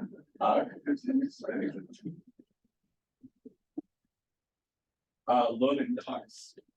So I don't know how much this committee knows about loading docks, but the land use committee will surely remember 2226 3rd Avenue. Loading docks are unlike parking regulations, you know, commercial uses, they have parking requirements these days where. You know, they have to designate X number of parking spaces based on the amount of square footage that's devoted to commercial use, but if that changes, if the building development's enlarged, if a different operator comes in, that requirement doesn't change. However, loading docks are based on the current occupant. So if an older commercial building wants to re-tenant the space with an operator that maybe is considered more industrial or something like that, they might have to actually introduce more loading docks and physically retrofit their building to allow for that use to come in. This is a really onerous requirement that contributes to vacancy in older commercial buildings. And this one that's going through ULURP now, Angel knows all about. This is a building that was recently developed on 3rd Avenue. They wanted to pivot from office users to life sciences.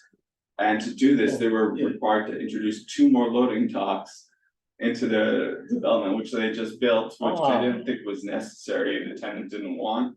And they had to get a zoning special permit just to waive out of this requirement. So this will make it more like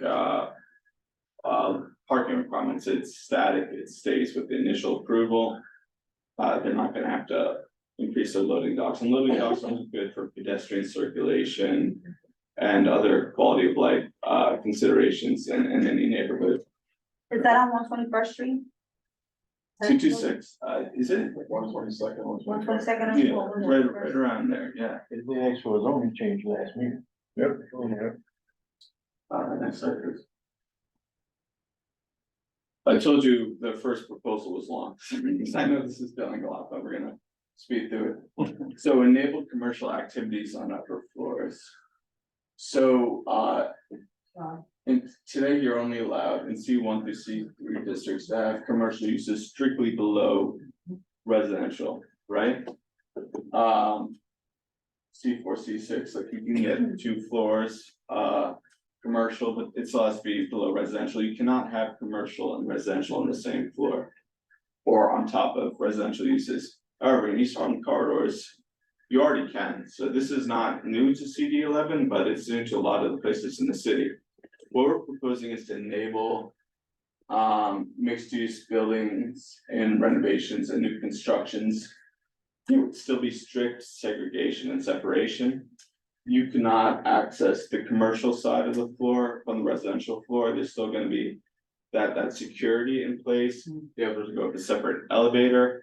But in, commercial buildings that might want to convert to residential and don't want to kick out their current office tenants, this is a really appealing mechanism to have.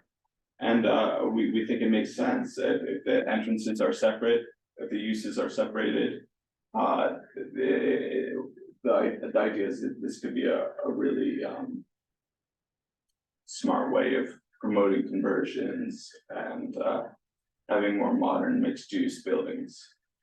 Next slide, please. I don't think I got the talking points right on that. I wasn't reading off the script. So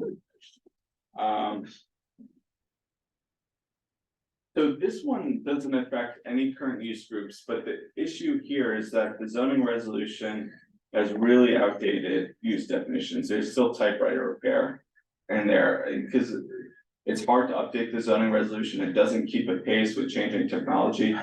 This proposal is just to change all the use classifications to into getting in line with federally accepted standards for classifications. That's the NICS business classifications. It's gonna bring them in line with those classifications. It's gonna update along with that.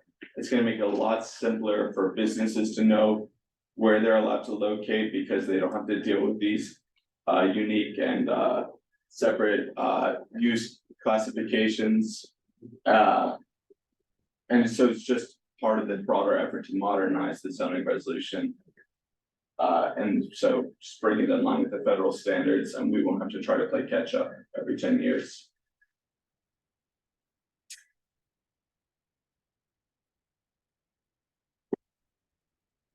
And while Angel's changed the slide, you can see part of that is like furniture stores, art studios, bike rental and repair, eating and drinking establishments. These are all different use groups rather, under the zoning resolution. So these might not be permitted to locate in the same place, because different zoning districts have different use groups. Under federal classifications, these are all retail and services. So they'd be allowed to locate, which I think is logical, in the same types of storefronts and same commercial districts. Yeah. All right, we made it to goal 2. The rest of them will be quicker, I promise. This is supporting growing industries that are emerging, that the zoning resolution hasn't caught up with. We're talking about urban agriculture, life sciences, nightlife, amusement, and home occupations. Next slide, please. So currently urban indoor agriculture is restricted to M zones. So in CB11, we're talking about Upper Park Avenue by the Harlem River at the top. Trying to remember what the names are. Manufacturing district. And there's only a small amount in CD11, but they're all located on Upper Park Avenue, north of 120th maybe, and sort of along the Harlem River. And there'll be applicability maps, and Angel will share this around, so you're actually able to see the districts that we're talking about in the relevant proposals. But we think, there's been a lot of advances in indoor agriculture. Here's an example from CB11 hydroponic indoor agriculture. This is a new technology that allows people to cultivate plants and when not indoors. This is, a nonprofit, but this is a really exciting emerging technology that we think is a totally acceptable use for a lot of commercial districts. It also means you can, it also applies to manufacturing and processing food, like turning tomatoes into salsa. That would be restricted in STEM zone, but we also think that could be a nice boutique use that's acceptable in places that aren't manufacturing districts. Next slide, please. Life sciences, and I think this is really interesting for CD11 because, as you know, the neighborhood has been experiencing a lot of interest in development in life sciences. This is a really exciting industry that the city's been trying very hard to cultivate for over a decade now. Life science uses in Manhattan generally are concentrated east of 3rd Avenue, usually clustering around the major institutions. As part of the East 125th Street plan, EDC facilitated the New York Proton Center to come on East 126th Street. This is a really cutting edge research facility that's a huge coup for CD11. And so that sort of makes a natural northern terminus for this life sciences alley, is what I think they call it. And 2226 3rd Avenue, which I just referenced, is another example of life science industry coming to CD11. So CD11 is going to see probably continued interest in life science operators, specifically wanting to locate around Mount Sinai. They usually try to cluster around other major research institutions, but they face outdated zoning regulations that sometimes prevent their expansion. So this is going to modernize the definitions of labs, make it easier for life science operators to locate in commercial districts if it meets environmental standards that protect neighbors. And it's also going to create a CPC special permit that allows life science facilities to locate on community facility campuses such as Mount Sinai. So support nightlife with common sense dancing and live entertainment rules. Nightlife faces really outdated and confusing regulations, and I'll give you 2 case studies right here. This is Comedy in Harlem. This is by East River Plaza. It's on East 117th Street, C44 district. This is a use group that would not be allowed to permit, I think it's use group 6 and C1, C2 districts. Those are your regular retail streets like 2nd Avenue, 3rd Avenue, the major avenues. Despite not being that different from live music or any sort of entertainment use. Here's Amor Cubana. They're allowed to play live music in a C2 overlay. I think this was referenced earlier in today's meeting too. Yeah, and I had a hot bread kitchen in there too. I didn't plan that. Just a coincidence. You like Cuban food, right? That's it. So if you take Amor Cubana, current zoning regulates nightlife by the type of activity that's going on, not so much as capacity, right? And so Amor Cubana could not, while they can play live music and they could have dancing if they want, that's permitted as of right in C1 and C2 overlays. That's nothing new. They couldn't charge covers to watch. They couldn't collect cover charges if people wanted to see the music, not good for the band. And they couldn't actually advertise live, advertise the show times in advance. That's not permitted in C1, C2 districts. It doesn't make a lot of sense. So this proposal essentially attempts to clarify zoning to regulate nightlife based on capacity of the business rather than a type of live entertainment within the operation. That means a comedy club could locate in a C1, C2 overlay. 200-person capacity on businesses would be allowed in C1, C2 overlays. That's nothing new. That's the what do they call it? Like the GOP capacity, whatever it is that allows people the occupancy number. You can have 200 people in there. That's just, yeah, that's just standard procedure. That's codifying it here. In your C4, C6 districts by 125th Street, you could see larger venues. And I can give you more information. It's also in the appendix here and on the applicability maps. But it's more common sense that gives these operators a surety to operate, to collect cover charges, to be able to locate in locations that make sense to them. And next slide, please. And amusements are currently sort of restricted to manufacturing zones, sort of like indoor agriculture. There's a lot of really cool, newer amusement. Here's a mini golf from Randall's Island. We're talking about arcades, virtual reality, trampoline parks. These are all uses that are currently relegated to manufacturing districts that would make a lot of sense in commercial overlays and C4 and C6 districts. They would be smaller scale in the C1 and C2 overlays, larger in C4 and C6. This is going to create a new term in the zoning resolution to get a lot of these businesses to operate and expand. Yeah. Enable entrepreneurship with modern rules for home-based businesses. So this is already part of the zoning resolution, but there's a really restrictive list of who's allowed to be a home business. I think a dentist could be, but a barber couldn't. And there's strict caps on the amount of square footage in anybody's apartment that they can devote to home businesses. It's not really common sense. So we're gonna do away with the list. Right now, it's gonna be 49% of a home can be devoted to home business. No more than 3 employees associated with the home business. Right now, the list is a bit arbitrary, maybe even a little discriminatory.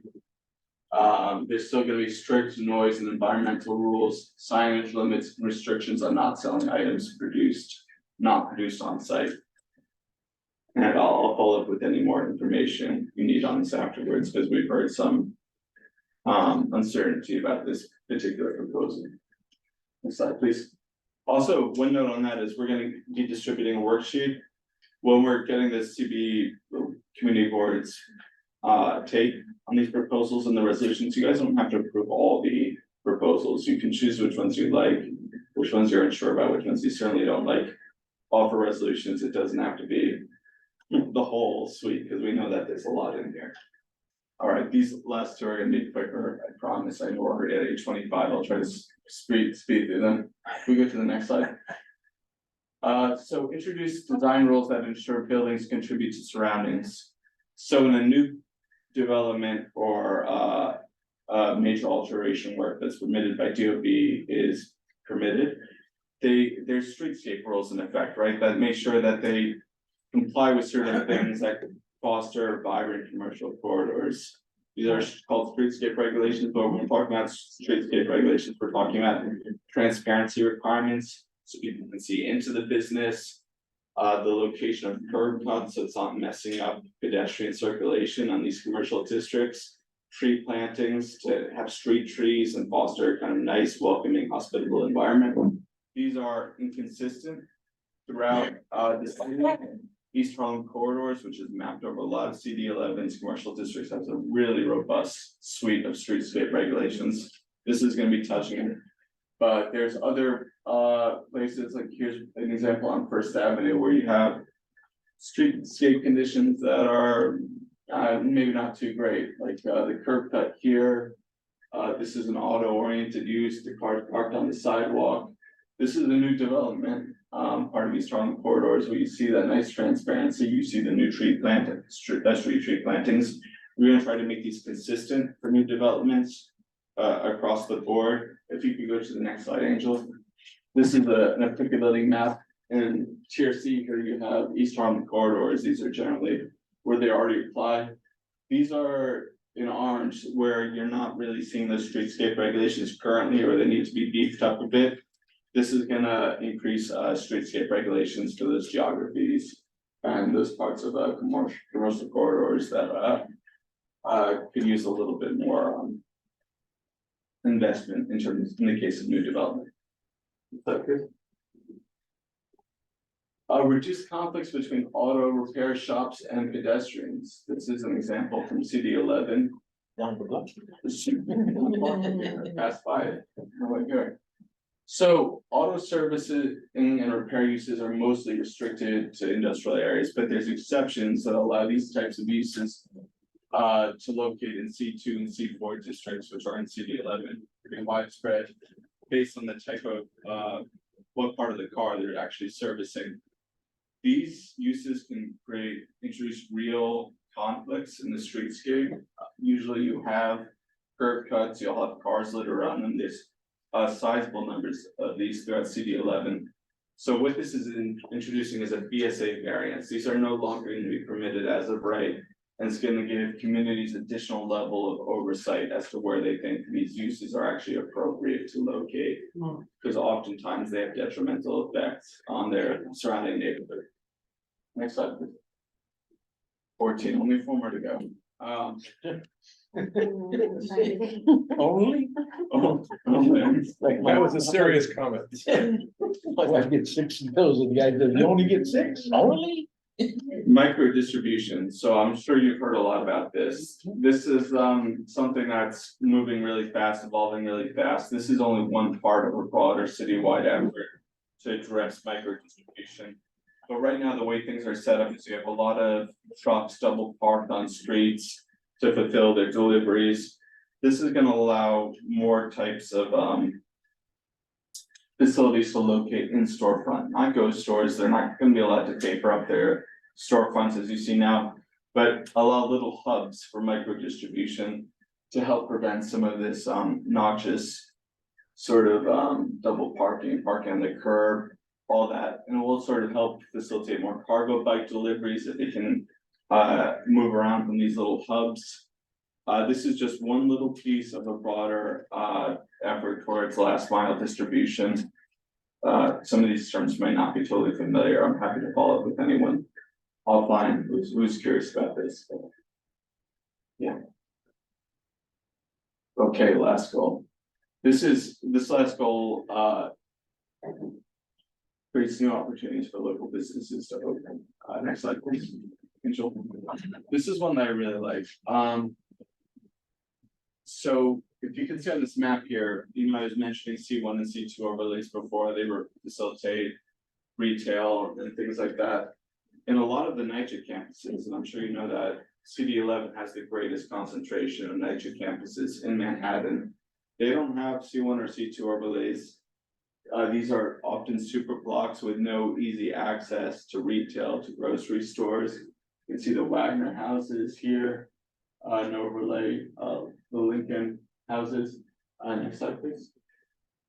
So the goal here is to facilitate local commercial space on retail campuses through CPC authorization. This will allow large scale residential sites to have commercial space up to 15,000, even though they're currently residential. Here's an example of what that might look like. This is the tap houses. There's a C104 overlay on the site. You can see there's a fine fair supermarket as a result that gives residents easier access to groceries. So this might be a really good tool for NYCHA campuses to get retail and groceries closer to home. Next slide, please. Create process for allowing new corner stores in residential areas. Largely, this applies to more suburban contexts where you have large swaths of residential zoning with no commercial zoning. But it could also apply to CD11 theoretically. It's an authorization that allows by intersections, small scale retail up to 2,500 square feet of commercial use within 100 feet of an intersection, and then otherwise residential district through authorization. We're talking about commercial stores, maybe a bodega, something like that. It creates a new tool that currently does not exist to help facilitate this process. So please. This one I'm not going to spend too much time on, but it's creating a new process for allowing certain operators who might have unique bulk requirements. Zoning requires setbacks after a certain height, certain amounts of lot coverage. But if we're talking about like a film studio, these guys have really custom requirements in terms of their facilities. They're going to need high walls, There's sound stages that makes, the zoning often makes it difficult to build. I mean, CB11 used to have a film studio based on my research. Maybe this could help attract one back. They don't really have an easy path forward now, so this is gonna create a BSA permit to allow these types of businesses to seek limited modifications on size, enclosure, and location of the use via special permit. We had 3 film studios. You had 3. One of them is still, One of them is still here. yeah, on 106th Street. What's the name of it? What's the name? What the hell's the name? They used to have the guy that does the slam cooking. They used to have his show in there. I was Googling around for one. Yeah. Couldn't find it. He's happy to hear I'm still I'll here. call you tomorrow when I remember. No, Across the street from St. Cecilia. That big huge building there. 106 in Park. That, yeah. 106 in Park. Park is one side of it, yeah. Yeah, it used to have. Nick Cannon. They can now click to the satellite for a minute. All right, last. It was a school, when the Candace school was there. Yeah. It was. Yeah, Candace school. Guys, pretty involved, I didn't know that. This is the last one. We go to the next financial. For the African building. So this is to create new kinds of zoning districts for the future. What we're really talking about is manufacturing districts. And maybe we could jump to the applicability map for. What size is that? If you keep going. Sorry. If you keep going, it should be, you'll see the maps and. Yeah, if you keep going. 7. So it goes to going. Back in. So these are the manufacturing districts in CD11 currently. The night, you've got that classic style of loft manufacturing building that you might see in Soho, something like that, 5 or 6 floors, high floor to ceiling on each floor. That type of building is no longer permitted under zoning in manufacturing districts. Ever since 1961, you had these really low slung lofts. Or it's not lofts, low slung campuses with big parking requirements, low lot coverage. And if you look at Upper Park Avenue around here, you'll sort of see that these aren't like really productive uses of space. Some people might be interested in a more job rich, job dense industrial space that's no longer permitted by zoning. So this is creating 3 new types of manufacturing districts. None are being mapped as part of this proposal, but you might want to consider the appropriateness of any one of these given districts in the current manufacturing districts that are in CD11. Sorry, Angel, could we actually go back to the actual districts? So it just means like vertical manufacturing, right? Vertical manufacturing, yeah, that's one type of them, to the one that actually had the manufacturing slides. Yeah, that one. These are the 3 new types of districts in C7, which I don't think we talked about. I don't think it's relevant here, but this one sort of corresponds to what we have now, these low slung buildings.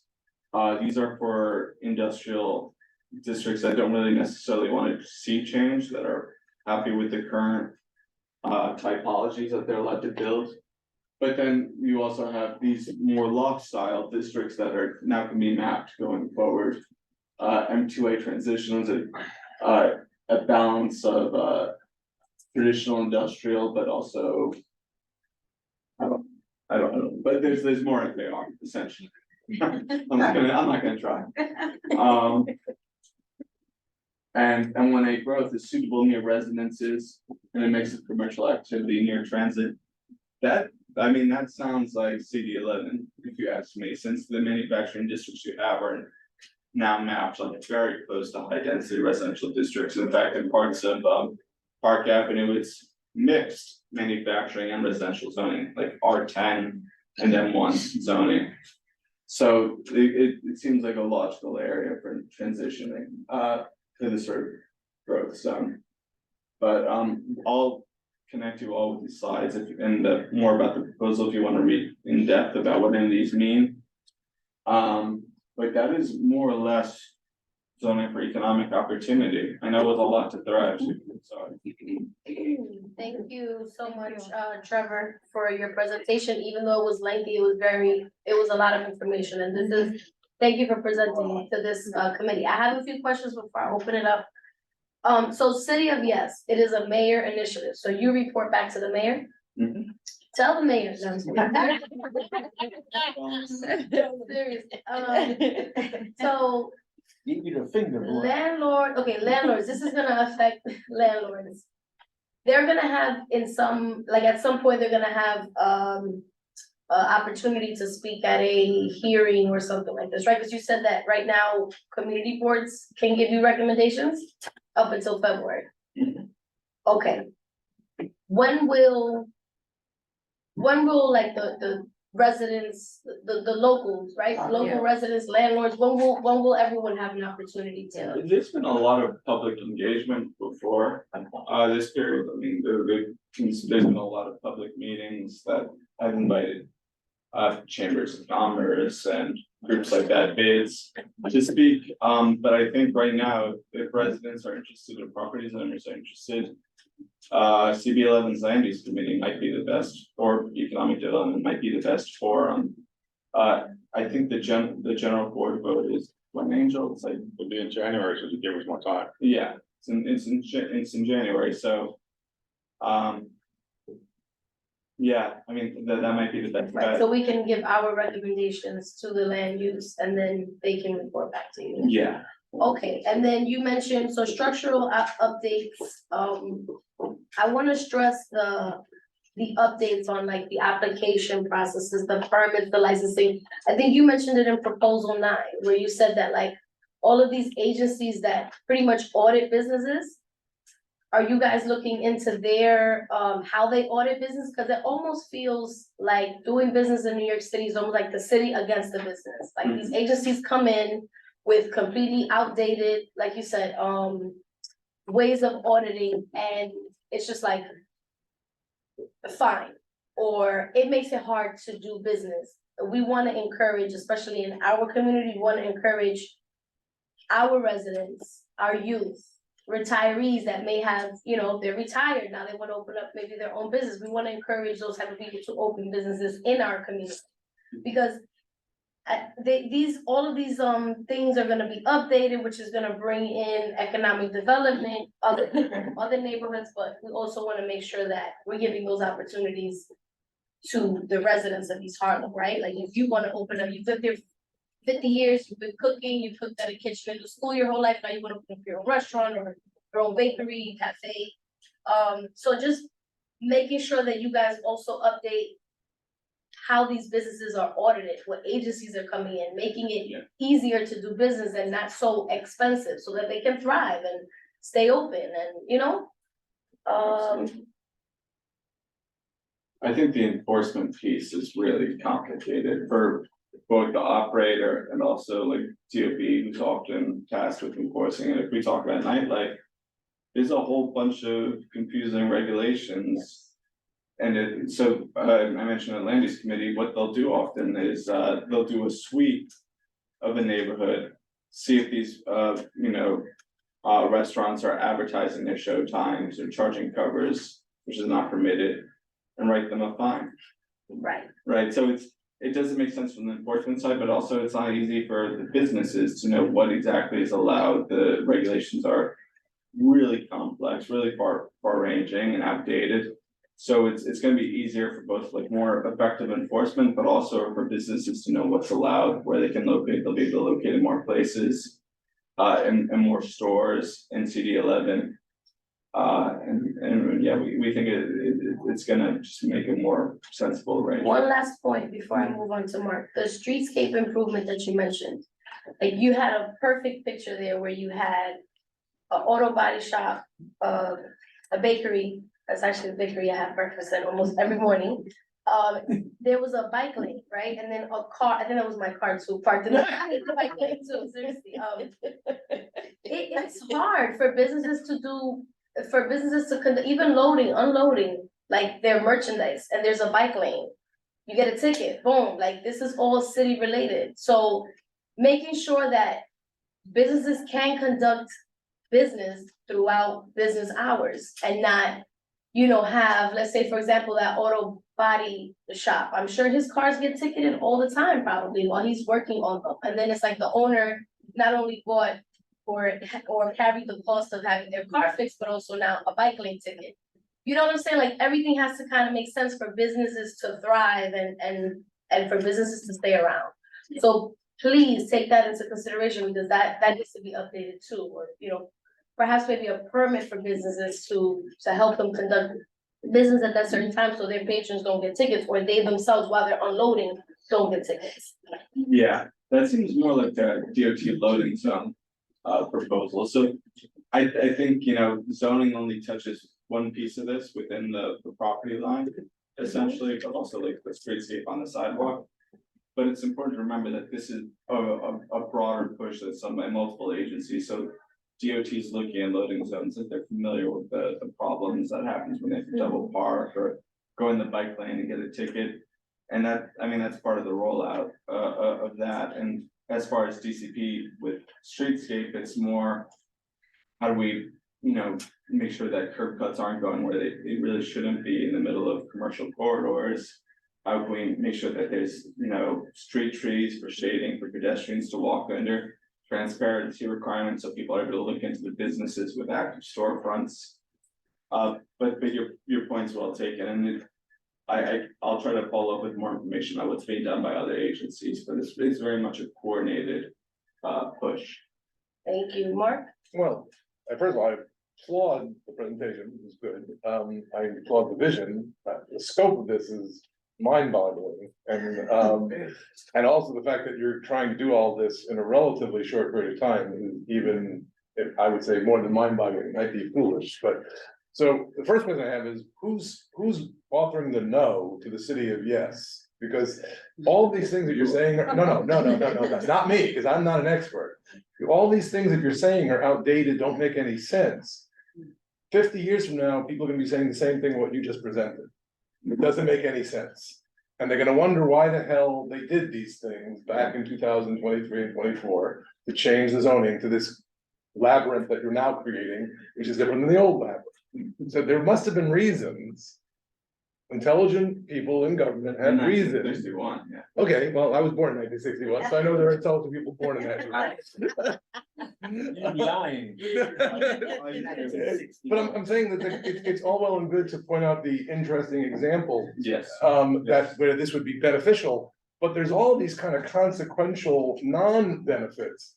So like you're talking about that one that you said is somewhat controversial about having more businesses in people's homes and having a greater percentage of the apartment be used for home.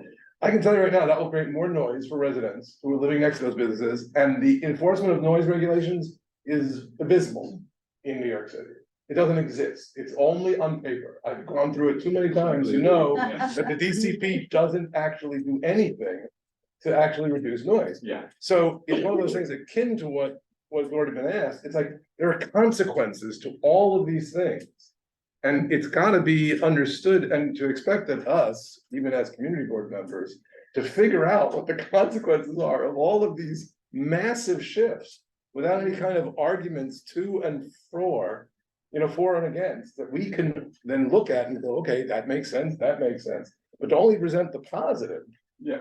It means we're left alone to sort of figure out in a very short period of time what all the negatives I'll are. say your board is lucky to hire one of the most well-read, talented land use consultants available in New York City today, George James, who has that expert critical take. So he's the no to the city of yes. He says there's parts of it that parts of it.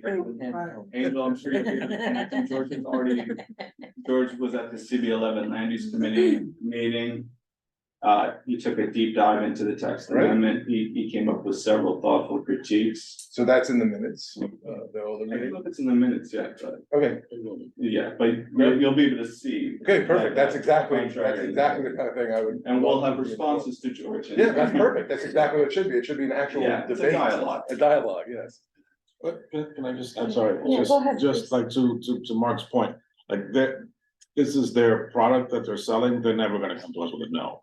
So it's always gonna fall on us and anybody else outside of their office to come up with those no's, like they're never gonna present, like this is a possible, negative impact. I know you do, but I think it's important for us to kind of say that. And for us to hear it, so that we're looking at this proposal with an, as critical an eye as we can. I think the problem, with these proposals, I promise, is that they're entirely too big. And it's, and as although DCP is presenting it as they're giving us time, it's so big that there isn't enough time. It's massive. Trevor did a great job, at land use and tonight at, tailoring the presentation to our district, to the impact in our district. A lot of the stuff in this 1,100-page proposal has, will never touch East Harlem. So we can be thankful for that, and then look as critically as we can and come up with the best that we can in the next 45 days. But yeah, they're selling really, really, really hard on 3 massive proposals. I thought East Harlem rezoning was big. This is just below that, out of the water. It's the entire city, and it's all of them are hundreds and hundreds of pages. It's absurd, but it's what they're proposing. To the point, you can say I can shut up, but I like. To the point about enforcement, I think it's a very fair question. And it's something that the administration, not DCP, because that's not what they do, but the administration who oversees all these agencies has to come up with and present very clearly a kind of sister suite of tools and responses to the, like, how is this proposal going to impact communities, right? And like Giselle was explaining, the amount of, with good reason, the amount of auditing and assessing of businesses, like how is that negatively impacting businesses? Because you can't, out of one side of your face, say, we're gonna remove all these regulations to make it easier for you to conduct business, and then on the other side of your face, say, well, we still have 800,000 rules. Like some of those fines, I think, are absolutely appropriate, but perhaps not all of them are. And I think they need to present kind of both sides of that, right? Like if a business is doing something horrific, then they should be fined, right? Or if they don't, clean up after themselves.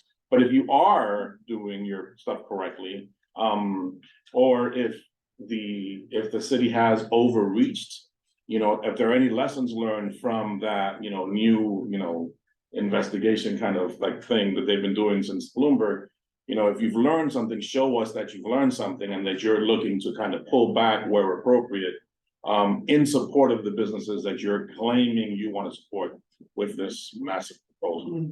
Sorry for that. Thank you, Angel. Thank you. Jen?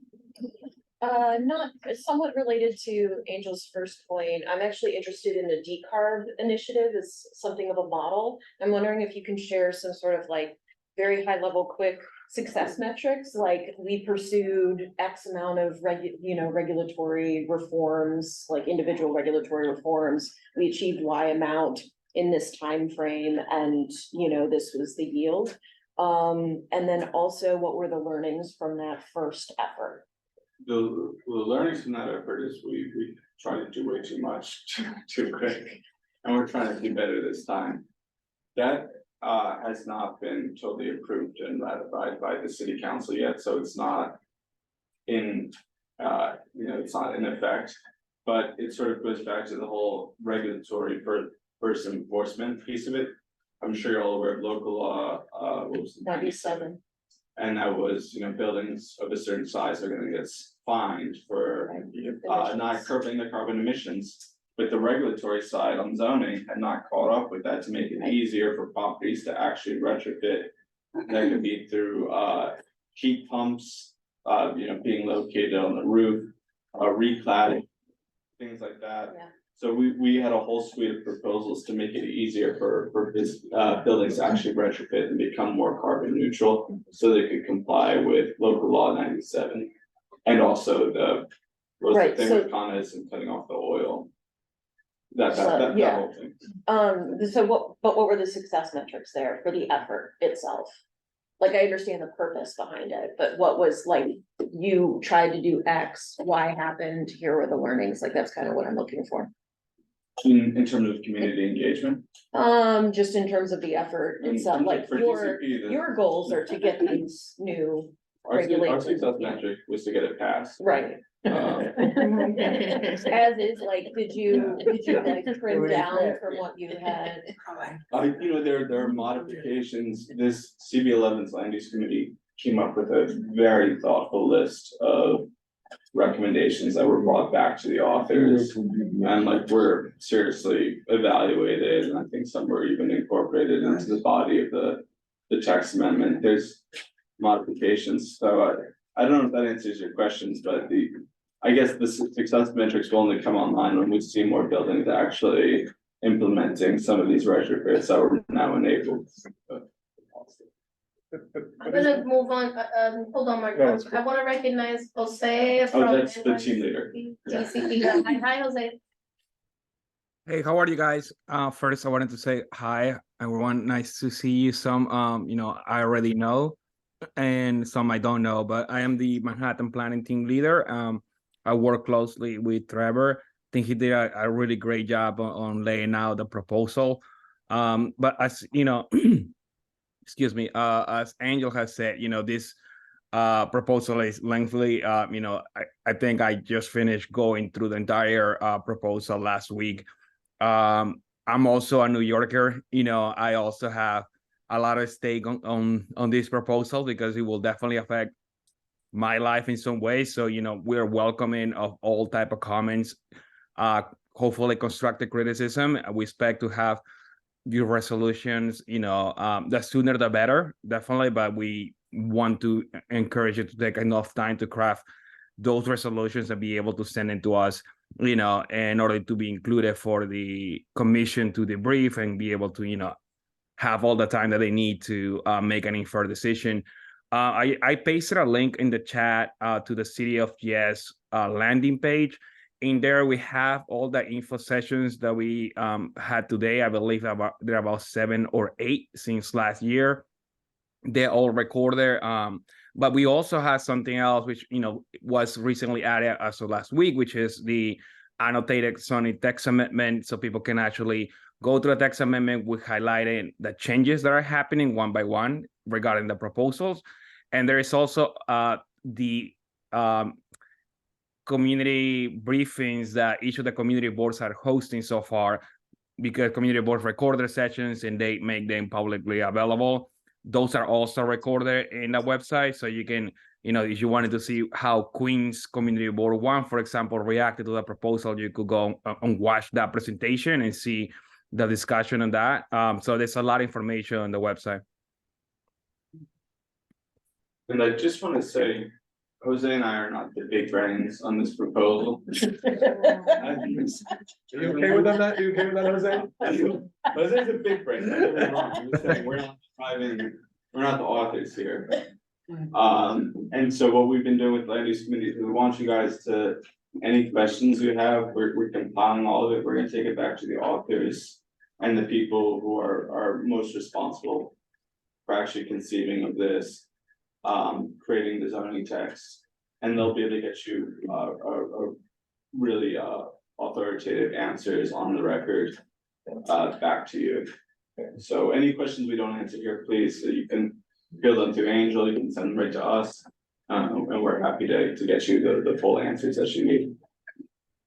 So just want to piggyback on what Stella was saying earlier and some of my colleagues, and thank you, Trevor, for a great presentation, and it is a ton to take in, right? During the holidays, and we got to January, and we smack with the holidays, it's really bad timing. It begs to the question, like, sometimes these are designed. You got those 3 weeks off coming out. Right, exactly. So it begs the question, sometimes these things are intentionally designed to come at you at this time to kind of just get pushed through. Right, some this law probably took a long time to put together, although we have such a short time to review them. I think it's some concerns, but you can take back some concerns for us, Joe, because I know you're not the author, as you spelled that out. a few times, actually. If you won't, we probably turn you upside down and shit. But, tax assessment, right? You can take that back. Obviously, with these proposals, there's the objective, as you mentioned, is to combat a lot of the vacancies that exist in the district, right? To combat a lot of underutilized spaces, or misappropriately utilized spaces in the community. Unfortunately, that can equate to, for example, some of these overlays that you mentioned from R to now be utilized as a C, right? For some commercial users, some of these residential buildings that may have commercial use on the first floor. So that creates an opportunity for property owners now, maybe, right? For a lot of what you described, to now have a big, wide area of tenants. And what it might do to some of the current small businesses is absolutely displace these guys, right? And some of the property owners may be forced to do so even if they don't want to. Why? Because these changes, once accepted, right, and in effect, will now increase property taxes, obviously, in my opinion. So my question to you, have you guys looked at the impact on property tax assessment as it relates to these proposals? Because that will kind of dictate a lot of what transpires. So I'm understanding correctly, because they have a broader range of tenants, they can now have in their space, it's gonna create competition for smaller businesses. Right, and that's gonna drive the price, so it's gonna outprice the guy who's been there for like 20, 30 years proudly and humbly and loyalty serving the community. Right now, he's out. He's in the street, so some of what you described today will absolutely put people in the street. I'm just saying some. Yeah. It's gonna also bring new ones in. Some people in the community that may wanna now create and come into their own small businesses and what have you. So there's a lot of pros and cons. So Yeah. you guys have a We'll tax really get assessment, like for the R1 overlays that you mentioned down there are gonna allow for C usage. Are you gonna have a certain amount of tax? What's the tax increase gonna be on that property versus some of the other ones? Cause they're gonna have a larger.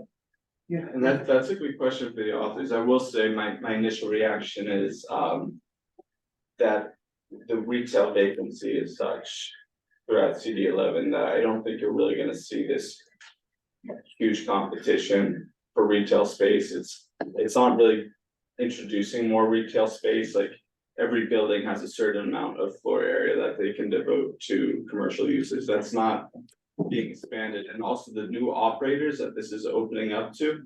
Generally, these are gonna be looking for cheaper retail spaces than the ones that are allowed in C1 and C2. So we're talking about, you currently have small businesses, restaurants, bars permitted as of right. And the use groups that we were talking about introducing, like wholesale and maybe boutique manufacturing. I don't think these people are gonna be willing to spend the same price per square foot. Can we ask for a property tax assessment on properties if these proposals go through? Can we do that? It's something to look into, yeah, and I'm gonna watch the recording later and make sure I write this all down, all the questions. Thank you. I just wanted to add the proposal for City of Yes is, targeted specifically to allow entrepreneurs in small businesses by, targeting this smaller type of spaces in C1 to C2 districts, because if, let's say a comparison, a Walgreens or so is not gonna want to locate, or is not gonna be able to locate in a space that is about 2,500 square footage, it's a lot, they will need a lot more space for this. So I fortunately happened to work before I came to Department of City Planning at the small business services. So I dealt a lot with commercial revitalization and businesses, and that type of process. I experienced kind of firsthand how expensive it is to start a business in New York City, complicated.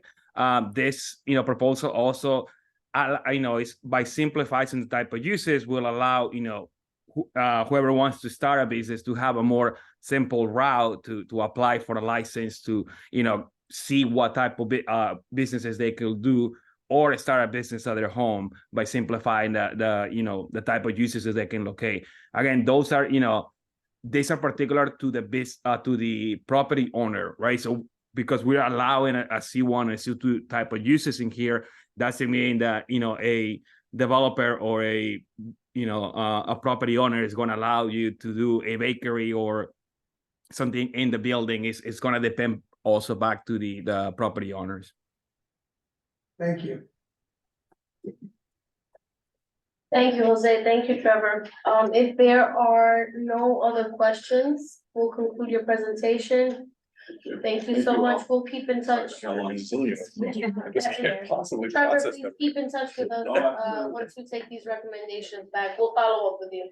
Angel hears from me all the time, so. Thank you so much. Thank you. Okay. We're gonna move on to old business. That concludes our presentation and discussion. Board members, if you have any old business to state, please raise your hand and wait to be recognized. We have 2 items here. The first one is letter of support for emergency work permits for asylum seekers. This was brought to the committee by Jessica Morris. She's still on. Angel, maybe you can guide us quickly so we can. I was gonna take a nap. Not yet. So we did distribute along with the, the agenda, and so we, right, I mean, I don't remember. Okay.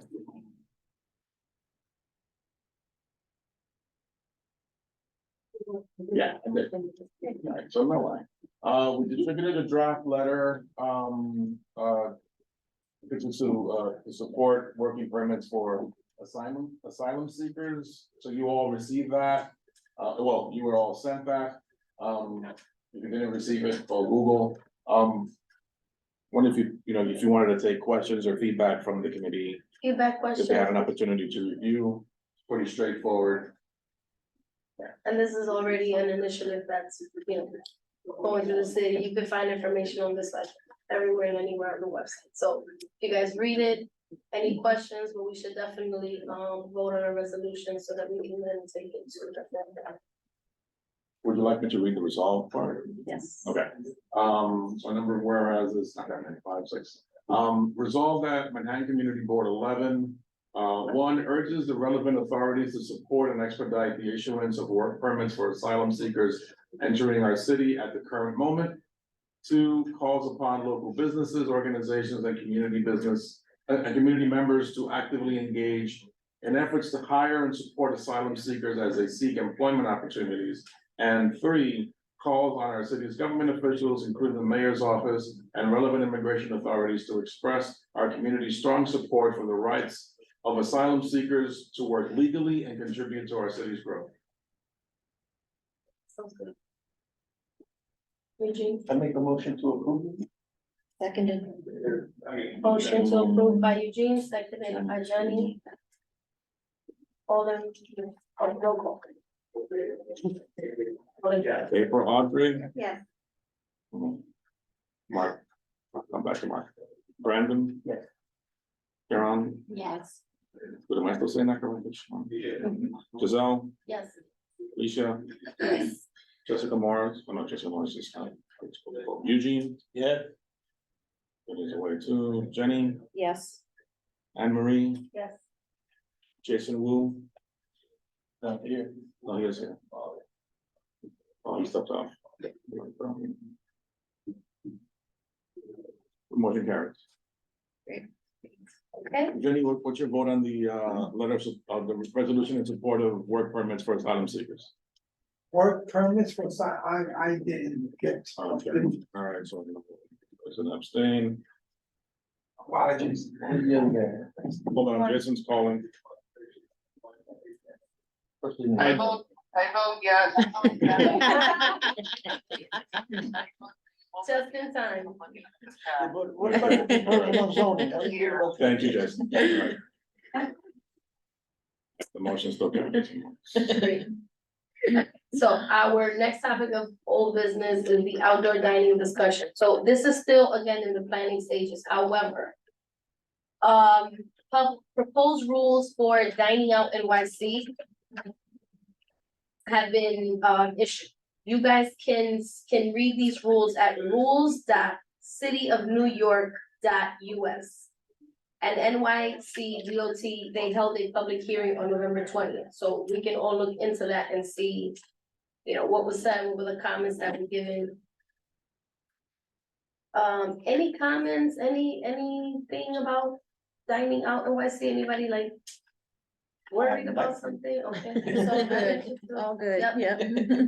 Okay, it was just that I wanted to kind of at least open up the Thanks, floor yeah. for some questions, but yes, the rules are there, you guys could definitely check them out so that you know, our comments are, at some point, we'll have to speak on this. I mean, can I say something? Yes. Wasn't the city council doing something on this today or yesterday? Yesterday, Yes. the hearing was yesterday. So did they take any action on it? I think it canceled yesterday. But What the you can, overall majority? So, I'm sorry, so the council passed the program. And yesterday's hearing was about the proposed rules for the program. and you can see the rules, Vinny, again, on that website that I provided. Okay, so if there aren't any other questions or comments. Okay. I don't know whether it's new business or old business, but as well, most of you know, I have a vendetta against the Hispanic Federation for what they've been doing at the Julia de Burgos. Mark Yes, that's right. and Giselle went to visit the place. I beat them there and had to leave before they did, but what did you see there? I saw a guard at a desk.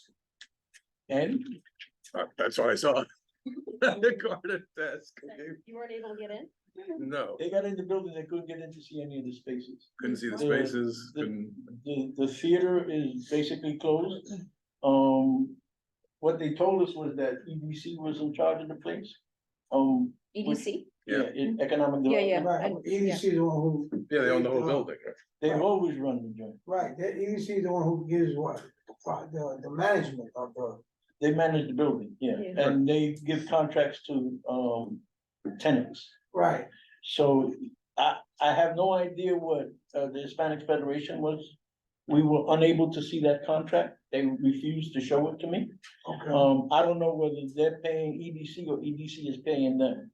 They're supposed to manage the community spaces and the theater. right, So who's managing the theater now? Because they have, coming up, they're gonna have a production in there for a weekend.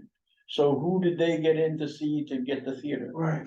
Whereas I go in there and ask for the space and they don't even want to talk to me. Maybe the committee can invite the Hispanic Federation to come in and ask them. I have suggested that we ask EDC to come and make a proposal, tell us what they intend to do with the space. Right, Along with the mayor's office, because the mayor is gonna decide one way or the other, and, the Department of Cultural Affairs. Those, Right. okay, the history is that EDC runs it now. They were supposed to turn it over to the Department of Cultural Affairs. Where is that?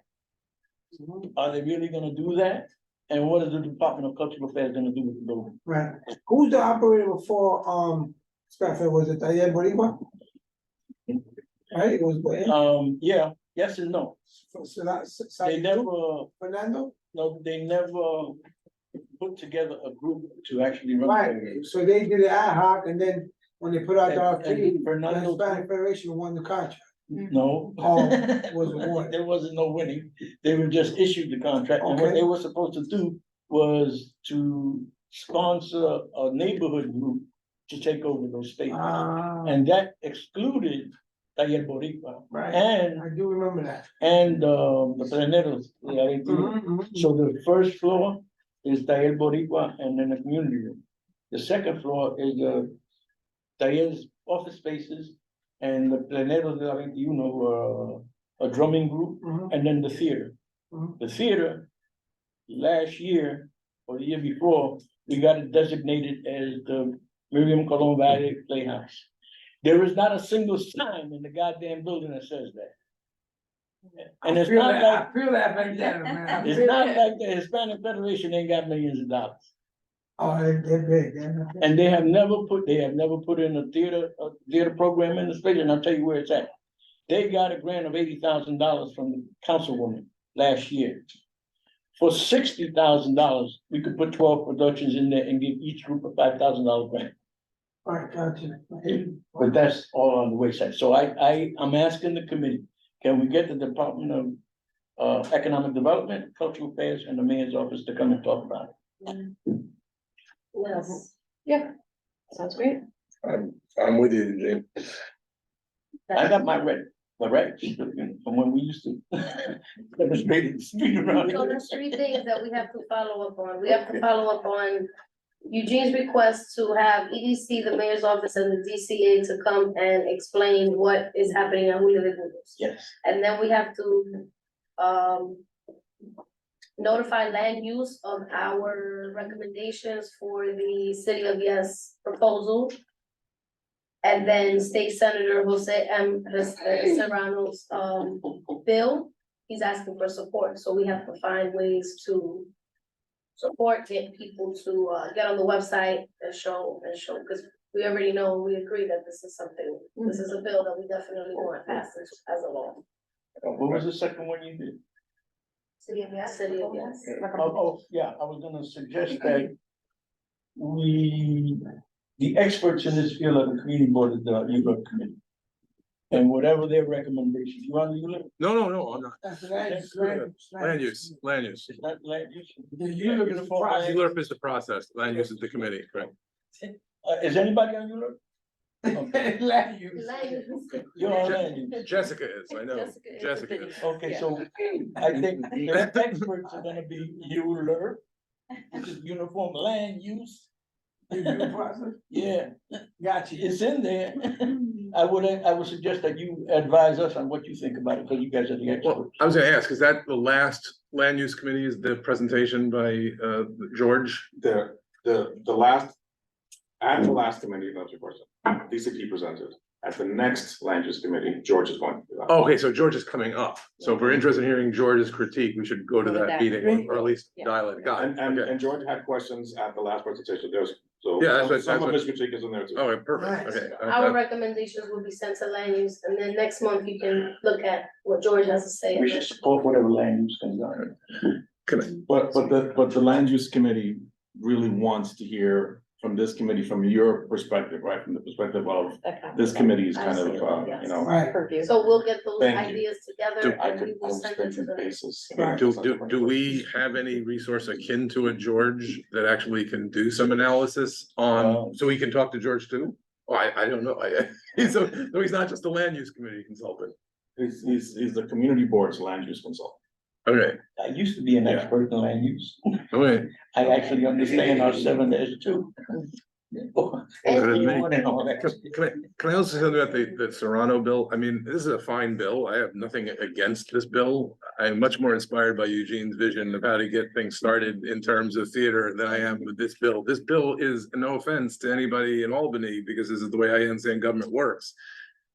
This is not even making East Harlem even on the map. I mean, it's like getting this idea of a cultural district somehow written into law. Then they're going to try to find funding.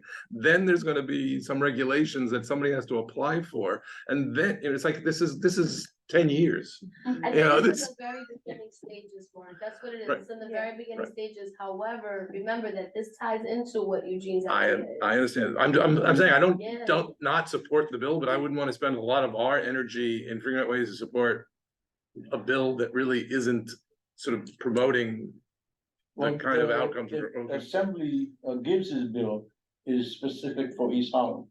I think he mentioned it. There's two bills. All right. Yeah, There's the one, Assembly bill, which is Gibbs's bill.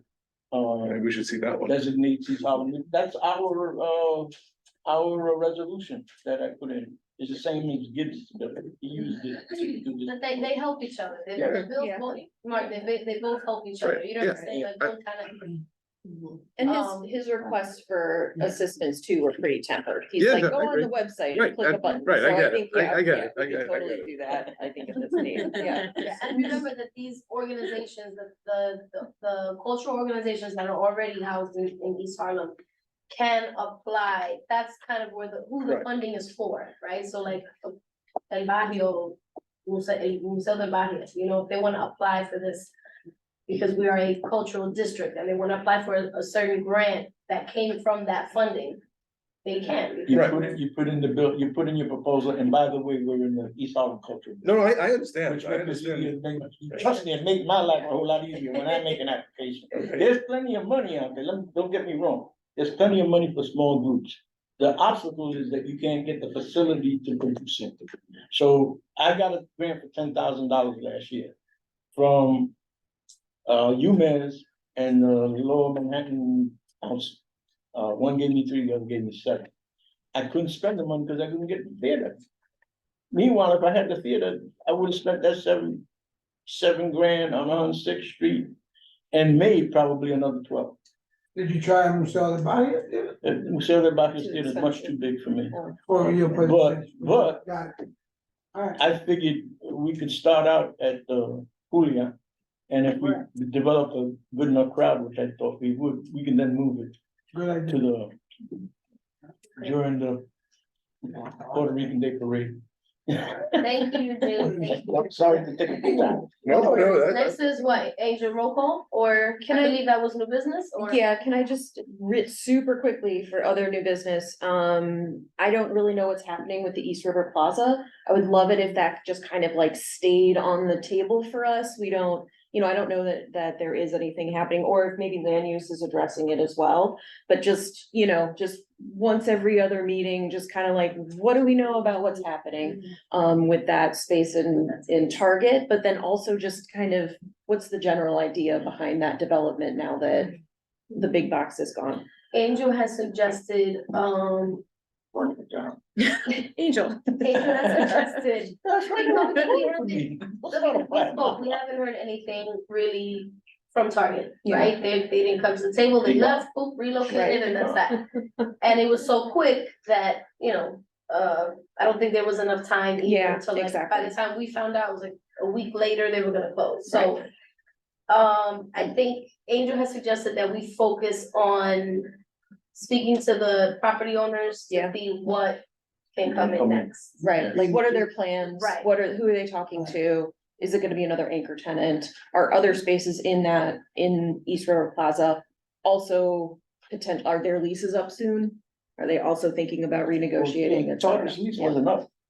I know, but if the other places if they're coming up on their lease termination, it's a good time for them to say, do we really wanna be here? You know what I mean? It's Right, I an think all impetus of them more have than You a, may have notified them already that they. Yeah. right. We Well, wanna know what's And they next. can make their own business decisions, Right. but yeah. city, yes, regulations change, God knows what could be in there. Exactly. So I'm almost just like Could be an saying aquarium. those words out loud, just to make sure that it's, on the table. Okay, so we can definitely follow up, hopefully for the holidays in December, somebody can come Yeah, to the table and have a conversation with us. tell them we go till 9:30. You can play. 3-hour meeting, Angel, I told you, 3-hour meeting. Roll call. Yeah. I was scared to say it, but. No more land use recommendations. April, Mark, Present.